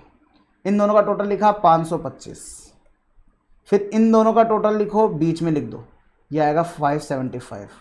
फिर इन दोनों का टोटल लिख दो, यहाँ पे बीच में डाल दो, तो ये आ जाएगा आपका 507.5। क्लियर है। अब आपको ये हुआ है सेंटर्ड टोटल, लेकिन टोटल से काम थोड़ी चलेगा, हमारे को काम तो क्या चाहिएगा, एवरेज चाहिएगा। इसका एवरेज कर दो, तो ये 2 साल का है तो 2 साल का डिवाइड लगा दो, तो 525 डिवाइडेड बाय 2 तो आ जाएगा 262.5। 575 डिवाइडेड बाय 2 तो ये आ गया 287.5। ऐसे करके, और ये जो आएगा ना, ये आपके लिए हो जाएगा centred 4 year moving total, centred 4 year moving average. दोस्तों मैंने क्या किया, ध्यान से सुनना, आपको जब भी इवन नंबर पर आपको दिया होगा तो आप सबसे पहले उनके मूविंग टोटल निकालोगे, और टोटल कहां डालोगे, सेंटर्ड में। मतलब सेंटर मतलब कि जो ईयर सेंटर नहीं है, 2 साल ऊपर के छोड़ दो, 2 साल नीचे के छोड़ दो, दोनों का बीच कहां आएगा सर, यहां पर। दोनों का बीच कहां पर आएगा सर, यहां पर आएगा, और दोनों का बीच यहां पर आएगा, तो कहां डालोगे आप सर, आपका 1 और 2 ऊपर छोड़ दो, 3 और 4 नीचे छोड़ दो, दोनों के बीच में मतलब 2.5 पर। ऐसे करते करते आप सबका टोटल निकालेंगे और बीच में लिखते चले जाएंगे। फिर आपको क्या करना है, उसका निकालना है एवरेज। एवरेज कैसे आएगा सर, डिवाइड बाय 4 लगा करके किया, लेकिन सर ये सेंटर नहीं है, तो सेंटर करने के लिए आपने इन दोनों का टोटल लगाया और फिर यहाँ पे लिख दिया। अब आप देखोगे ये 525 या मैं यूँ कहूँ 262.5 ये आ रहा है आपका ईयर 3 के लिए, ईयर 3 का आ जाएगा। तो ऐसे करके आप लोगों का 4 ईयर मूविंग एवरेज बन जाएगा। क्लियर है, उम्मीद करता हूँ क्लियर हो गया होगा। चलो जी, वेटेड एवरेज के बारे में बात करूं तो कोई भी एक्स्ट्रा चीज समझाने जैसी नहीं है, बस केवल आपको ध्यान रखना है यहां पर वेट दिया जाएगा, और वेट के अंदर जैसे एग्जांपल दे रखा है 100, 110, और ये इसका आप नॉर्मली क्या करते थे, हम इन तीनों को ऐड कर देते थे। यहां पर कुछ नहीं करना, 100 को 1 का वेट दिया, 110 को 2 का, इसको 3 का, ये लगा दिया, टोटल 635, और इसमें 6 का जो आपका टोटल वेट है, वेट क्या है 1 + 2 + 3 इनका टोटल का, तो डिवाइड बाय 6 किया तो 3 ईयर मूविंग एवरेज आ जाएगा। क्लियर है, इस तरीके से आपको करना है। Method of fitting mathematical curve, मतलब कि वही आपका ट्रेंड लाइन वाला जो कर्व है उसके बारे में बात कर रहे हैं। Is perhaps the best and most objective method of determining trend. In this method an appropriate type of mathematical equation is selected for trend and constant appearing in trend equation are determined on the basis of the given time series data के हिसाब से बात करेंगे। The choice of the appropriate type of equation is facilitated by graphical representation. आप लोग जो आपका trend line है उसको ग्राफिकल रिप्रेजेंटेशन के साथ बनाएंगे, मतलब आपका ट्रेंड वैल्यू कैलकुलेट करोगे और उसको ग्राफिकली प्लॉट कर दोगे। If the plotted data shows approximately a trend line tendency on a graph paper, the equation used is y is equal to a plus bx. ठीक है। If they show straight line tendency on a semi logarithm graph paper, the equation used is ये exponential रहेगा। मैं आपको बता दूं exam में आपका कभी भी ग्राफ पेपर वाला क्वेश्चन नहीं आएगा, don't worry about that. If the graphical representation of data आपको दे रखा है तो ये आपका यू शेप में आपका बनेगा कर्व, कुछ इस तरीके का। कर्व बनाने के लिए आपको क्वेश्चन टाइम सीरीज से नहीं आएगा, आपसे मूविंग एवरेज पूछ सकता है, वेटेड एवरेज मूविंग पूछ सकता है, 4 ईयर में मूविंग पूछ सकता है, 3 ईयर मूविंग पूछ सकता है। वैसे 4 ईयर के भी आने के चांसेस थोड़े लेंदी हो जाता है, इसलिए थोड़ा सा चांस कम है। 3 ईयर मूविंग डेफिनेटली आपसे पूछा जा सकता है। The constant appearing in the equation mentioned above are applied by principle of least square। principle of least square जो मैं ऑलरेडी जिसके ऊपर क्वेश्चन करा चुका हूँ आपको, भाई साहब ना भाई उसको उसकी अपनी x दिला दो, तड़प वाला वो वाला है least square. In fact, it is a special category of least square regression in which independent variable is always time। जहाँ पर independent variable आपका टाइम रहेगा, हमने टाइम को ही x माना था। Though this method involve considerable numerical calculation but found to be most suitable forecasting trend के लिए रहेगा। दोस्तों यहाँ पर मैं आप लोगों के साथ ना एक चीज़ डिस्कस करना चाहूँगा, सिंस हम लोग रिवीजन के एंड पर हैं।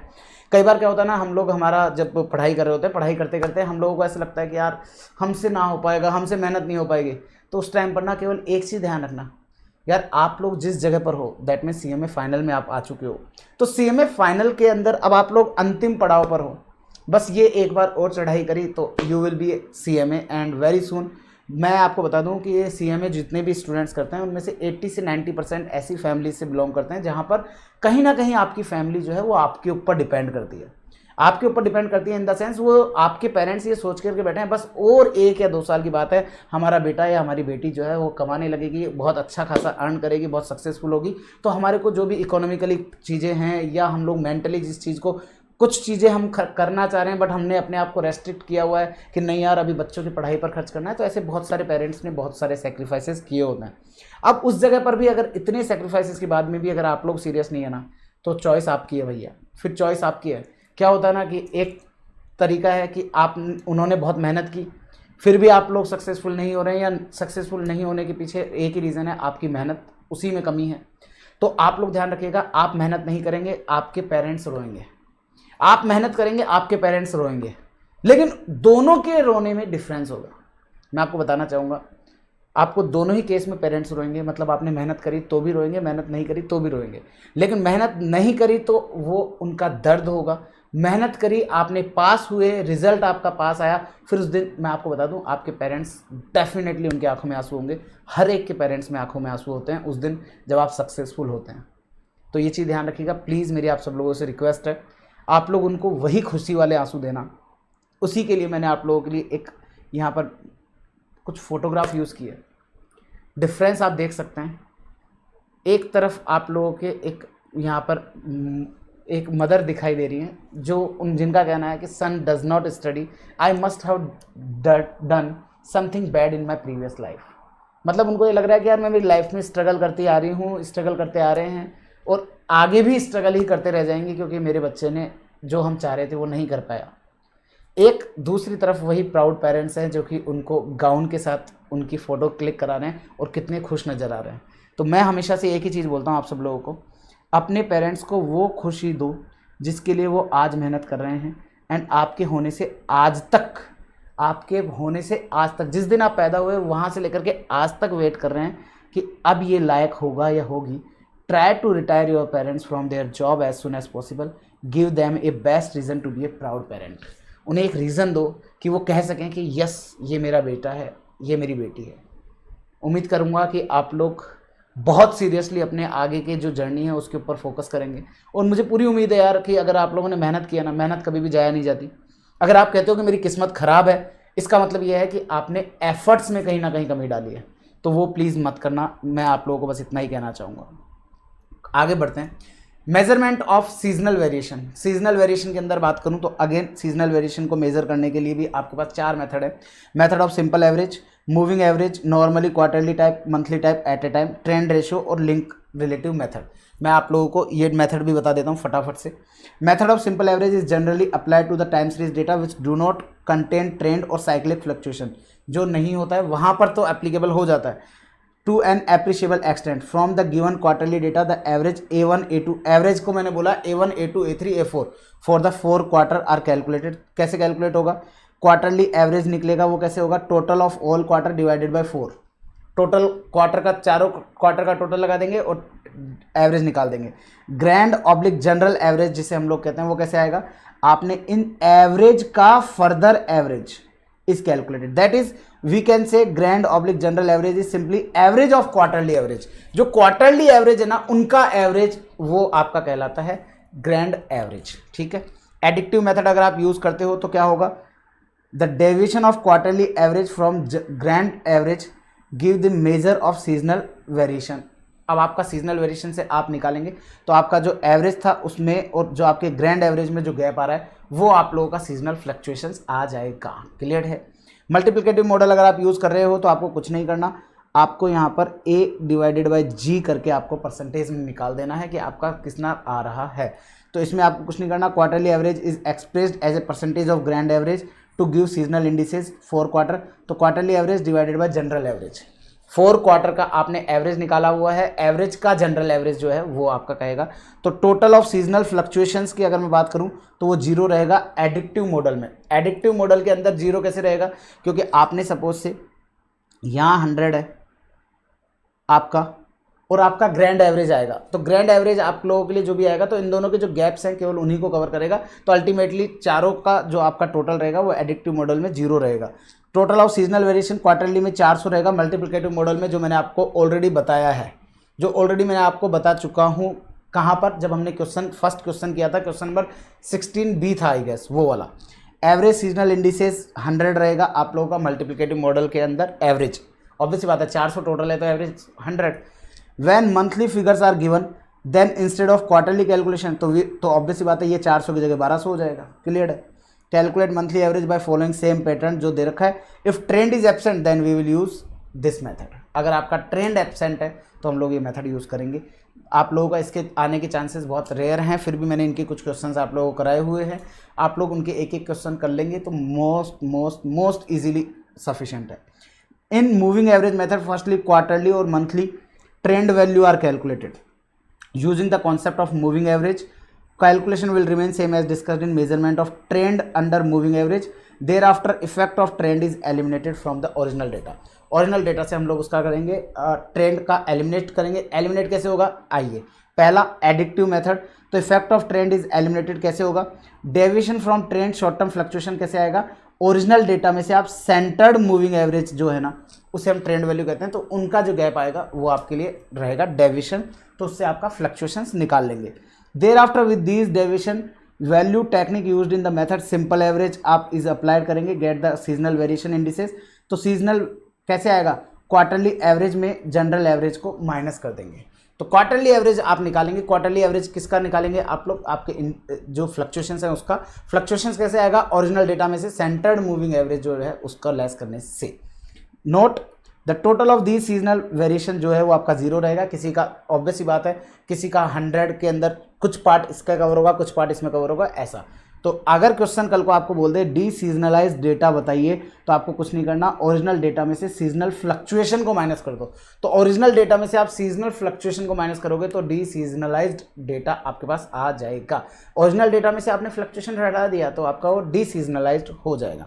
मल्टीप्लिकेटिव मॉडल की बात करें तो इन this method effect of trend को कैसे हटाएंगे? Ratio two moving average. Ratio two moving average से समझ में आ रहा है, आपका रेशियो बनेगा किससे? मूविंग एवरेज से।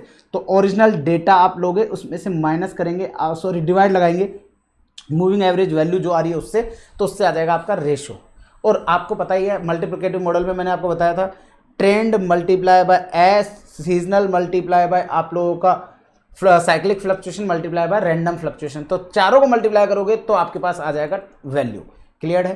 तो सेम वही चीजें आपको यूज करनी है यहाँ पर। ये हम लोग जो सीख रहे हैं ये बेसिकली सीख रहे हैं एस की वैल्यू कैसे आती है, मतलब सीजनल फ्लक्चुएशन कैसे आएगा वो हम लोग यहाँ से सीखते हैं। There after the technique use in the method of simple average age explain use की जाएगी। टोटल ऑफ दीज ऑब्वियस बात है, अगर आपका मंथली है तो 1200 और क्वार्टरली है तो 400 रहेगा। इन दिस केस दैट हैपन, ठीक है। मैं बहुत फास्टली इसलिए ले रहा हूँ क्योंकि इतना बहुत ज़्यादा इंपॉर्टेंट नहीं है। ट्रेंड रेशियो मेथड ये आपके लिए, ट्रेंड रेशियो आप लोगों को निकालने के लिए क्वेश्चन में सीजनल इफेक्ट निकालना है, कुछ नहीं। ट्रेंड वैल्यू आपने निकाली है, ट्रेंड वैल्यू और ओरिजिनल डेटा को कंपेयर करना है, तो ट्रेंड वैल्यू का कितना % ओरिजिनल डेटा है वो आपकी ट्रेंड रेशियो कहलाता है। तो time series data ratio work करता है divide here trend value are obtain for various time duration के लिए by fitting a mathematical curve least square then we express the original data as a percentage of trend value. Original data divide by trend value, ये आपके लिए रहेगा trend ratio. Then technique use for multiplicative model simple average is use to get value of signal indices निकाल देंगे आप लोग quarterly and all. Clear है। Trend ratio आपके पास आ गया। ट्रेंड रेशियो आपके पास, जो ट्रेंड रेशियो जैसे आपने क्वेश्चन नंबर 1 में हमने सीजनल इंडिसेज दिया था ना, वो सीजनल इंडिसेज क्या है, वो इन्हीं मेथड्स के थ्रू तो निकाला गया था। आपको याद है हमने एक क्वेश्चन किया था भाई, क्या है ना, हमारे को शॉर्ट टर्म मेमोरी लॉस है, ये वाला क्वेश्चन याद है, सीजनल इंडिसेज। ये सीजनल इंडिसेज है क्या बेसिकली, ये सीजनल इंडिसेज आपका निकाला गया है आपके लिए कि जो डेटा है ओरिजिनल डेटा और डिवाइडेड बाय ट्रेंड, जो ट्रेंड है वो, यहां पर आपको सीजनल इंडिसेज दिया है, आपको ट्रेंड पूछा है, तो हमने ट्रेंड कैसे निकाला आप खुद सोच के देखो। ओरिजिनल डेटा, मैं बोल रहा हूं ओरिजिनल डेटा में अगर आप डिवाइड लगाते हो आपका ट्रेंड वैल्यू का, मल्टीप्लाई करते हो 100 से, तो आपके पास आता है आपका ट्रेंड वैल्यू, सॉरी आपके पास सीजनल इंडिसेस, आपके पास आता है सीजनल इंडिसेस। अगर आप यहां पर इस 100 को उधर लेके जाओगे तो क्या आएगा, सीजनल इंडिसेस डिवाइडेड बाय 100। इस ट्रेंड वैल्यू को यहां लेके जाओगे तो मल्टीप्लाई हो जाएगा ट्रेंड वैल्यू, उससे क्या आ जाएगा सर ओरिजिनल डेटा। तो हमने यही तो किया था। आप देखो सीजनल इंडिसेस को मैंने पॉइंट्स में लिया था, सीजनल इंडिसेस को मैंने डिवाइड बाय 100 किया, आ गया मेरे पास, उसको मैंने मल्टीप्लाई किससे किया था, ट्रेंड वैल्यू जो मैंने इससे कैलकुलेट करी थी। तभी तो मैंने बोला था T मल्टीप्लाई बाय S, उससे मेरे पास ओरिजिनल डेटा आ जाएगा, और वही हमने निकाली थी अगले 4 सालों की सेल। तो वही तो किया हमने। तो यहां पर आपको जो मैं सिखा रहा हूं वो क्या सिखा रहा हूं, ये बेसिकली सीजनल इंडिसेस कैसे कैलकुलेट होता है, और सीजनल इंडिसेस आता है ओरिजिनल डेटा में जब आप ट्रेंड वैल्यू का डिवाइड करते हो उससे, और यही तो यहां पे दिया है original data divide by trend value. अभी जो हमने क्वेश्चन किया उसमें आपके पास क्या था, ट्रेंड वैल्यू थी, ट्रेंड रेशियो सीजनल इफेक्ट दिया हुआ था, तो आपको मल्टीप्लाई करोगे तो ओरिजिनल डेटा आ जाएगा, सिंपल। लिंक रिलेटिव मेथड ये थोड़ा लेंदी रहेगा आपके लिए। If quarterly data are given each value is expressed as a percentage of value immediately preceding के लिए, तो उसके अंदर लिंक रिलेटिव आपके पास दिया होता है। For the first quarter it can not be calculated, क्योंकि उससे लिंक करने के लिए पहले कुछ होता ही नहीं है, because there is no data before this. Then the link relative is arranged by quarter and average link relative for each quarter is found. फिर हम लोग एवरेज लिंक निकालेंगे कि किसका कितने % से लिंकेज है। From this link relative we find chain relative, कि चैन रिलेटिव कितना आ रहा है, by relating them to common base. और for the first quarter chain relative is taken as 0। First quarter के लिए अगर हम बात करें तो चैन रिलेटिव को हमको 100 मान के चलना है। The chain relative for any quarter कैसे आएगा, second chain relative for first quarter, second change relative for first quarter कैसे आएगा, आपने चेन रिलेटिव लिया फर्स्ट क्वार्टर का, उसको मल्टीप्लाई कर दिया link relative of first quarter से, फिर उसमें 100 से डिवाइड लगा दोगे तो आ जाएगा आपका second chain relative of first quarter. ठीक है।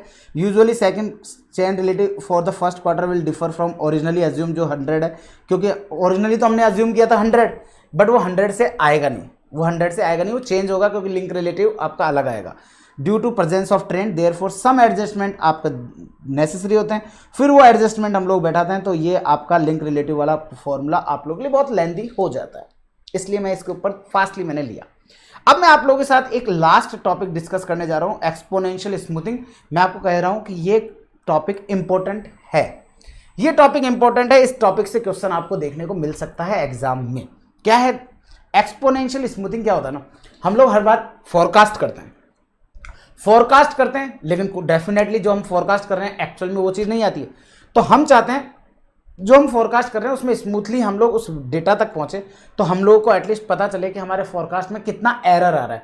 उन सब चीज़ों को फाइंड आउट करने के लिए एक्सपोनेंशियल स्मूथिंग हम लोग यूज़ करते हैं। This method can be consider as a more sophisticated for extension of moving average method of forecasting technique. Which weight past data in an exponential manner, exponential manner के अंदर आपको past का data देता है, so that the most recent data carries more weight in the moving average, ताकि moving average में जो recent का डेटा है ना उसको आपके लिए क्या मिले, ज़्यादा वेट मिले। Exponential smooth average is used as a forecast for the time T, time T के लिए आपके लिए यूज होगा। अब ये फोरकास्ट कैसे आएगा, यूटी अगर आपको कैलकुलेट करना है तो यूटी -1 को आप अल्फा ई टी से मल्टीप्लाई करोगे। सर ये alpha E T and all ये है क्या, तो अगर आपको फोरकास्ट डिमांड टी के लिए चाहिए तो आपको फोरकास्ट डिमांड लेनी है प्रीवियस टाइम की, मतलब कि अगर आपको ईयर 2 का कैलकुलेशन करनी है तो ईयर 1 की आपको डिमांड लेनी है। उसको आपको क्या करना है, अल्फा स्मूथिंग कांस्टेंट होता है जो कि ऑलवेज क्वेश्चन में दिया होता है, उससे आपको क्या करना है, उससे आपको मल्टीप्लाई करना है, किसको, अल्फा को मल्टीप्लाई करना है ईटी से। और ईटी क्या है, एरर और discrepancy of latest observation from forecast.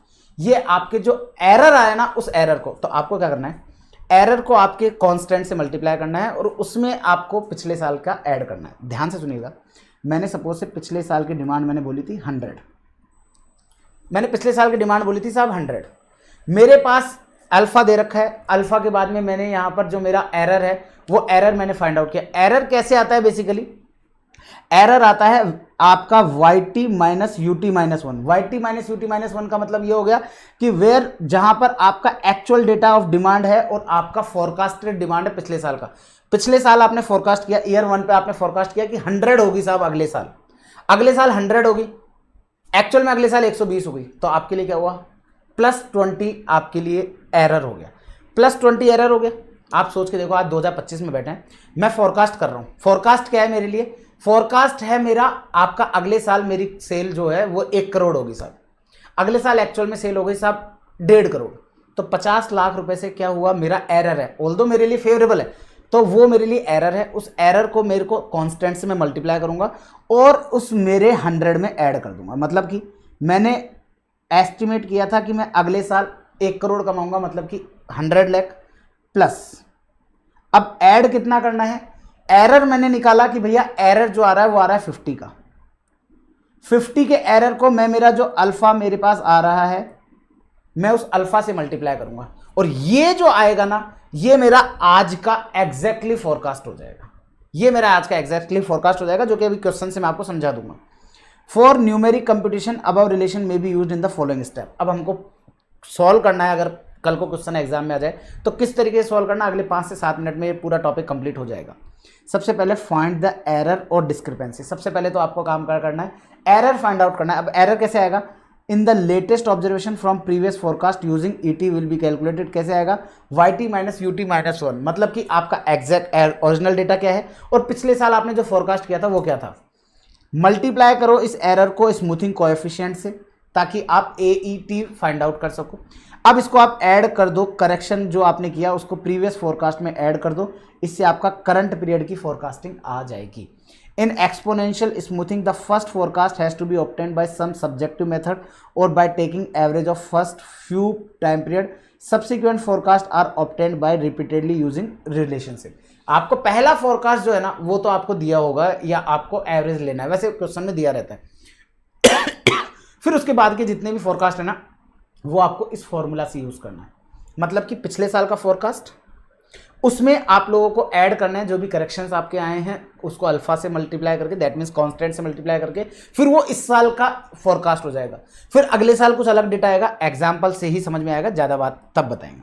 When A is 0, ए का मतलब 0 अगर आ गया तो इसका मतलब कोई करेक्शन पॉसिबल ही नहीं है, no correction is necessary to the previous forecast, फिर कोई नहीं होगा। क्यों, अगर अल्फा 0 है तो करेक्शन अगर मेरे पास 50 लाख का आ भी गया तो ये मेरे लिए तो 0 ही हो जाएगा, तो मेरे लिए तो क्या होगा, मेरे लिए तो जो यूटी है वो यूटी इज इक्वल टू जो यूटी माइनस 1 है, यूटी माइनस 1 का मतलब हो गया ये प्रीवियस ईयर मैंने फोरकास्ट किया था और यही मेरा इस साल का फोरकास्ट हो जाएगा।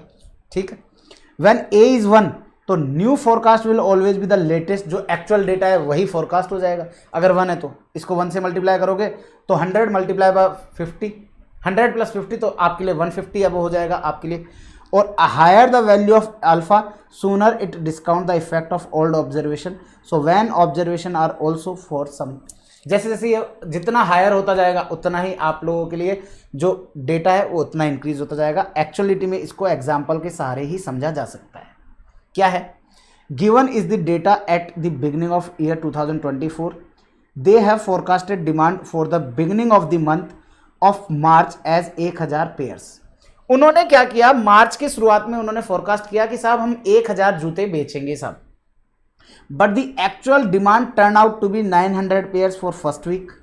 बट फर्स्ट वीक की डिमांड जो है वो 900 पेयर आई, 1010 पेयर आई सेकंड वीक की।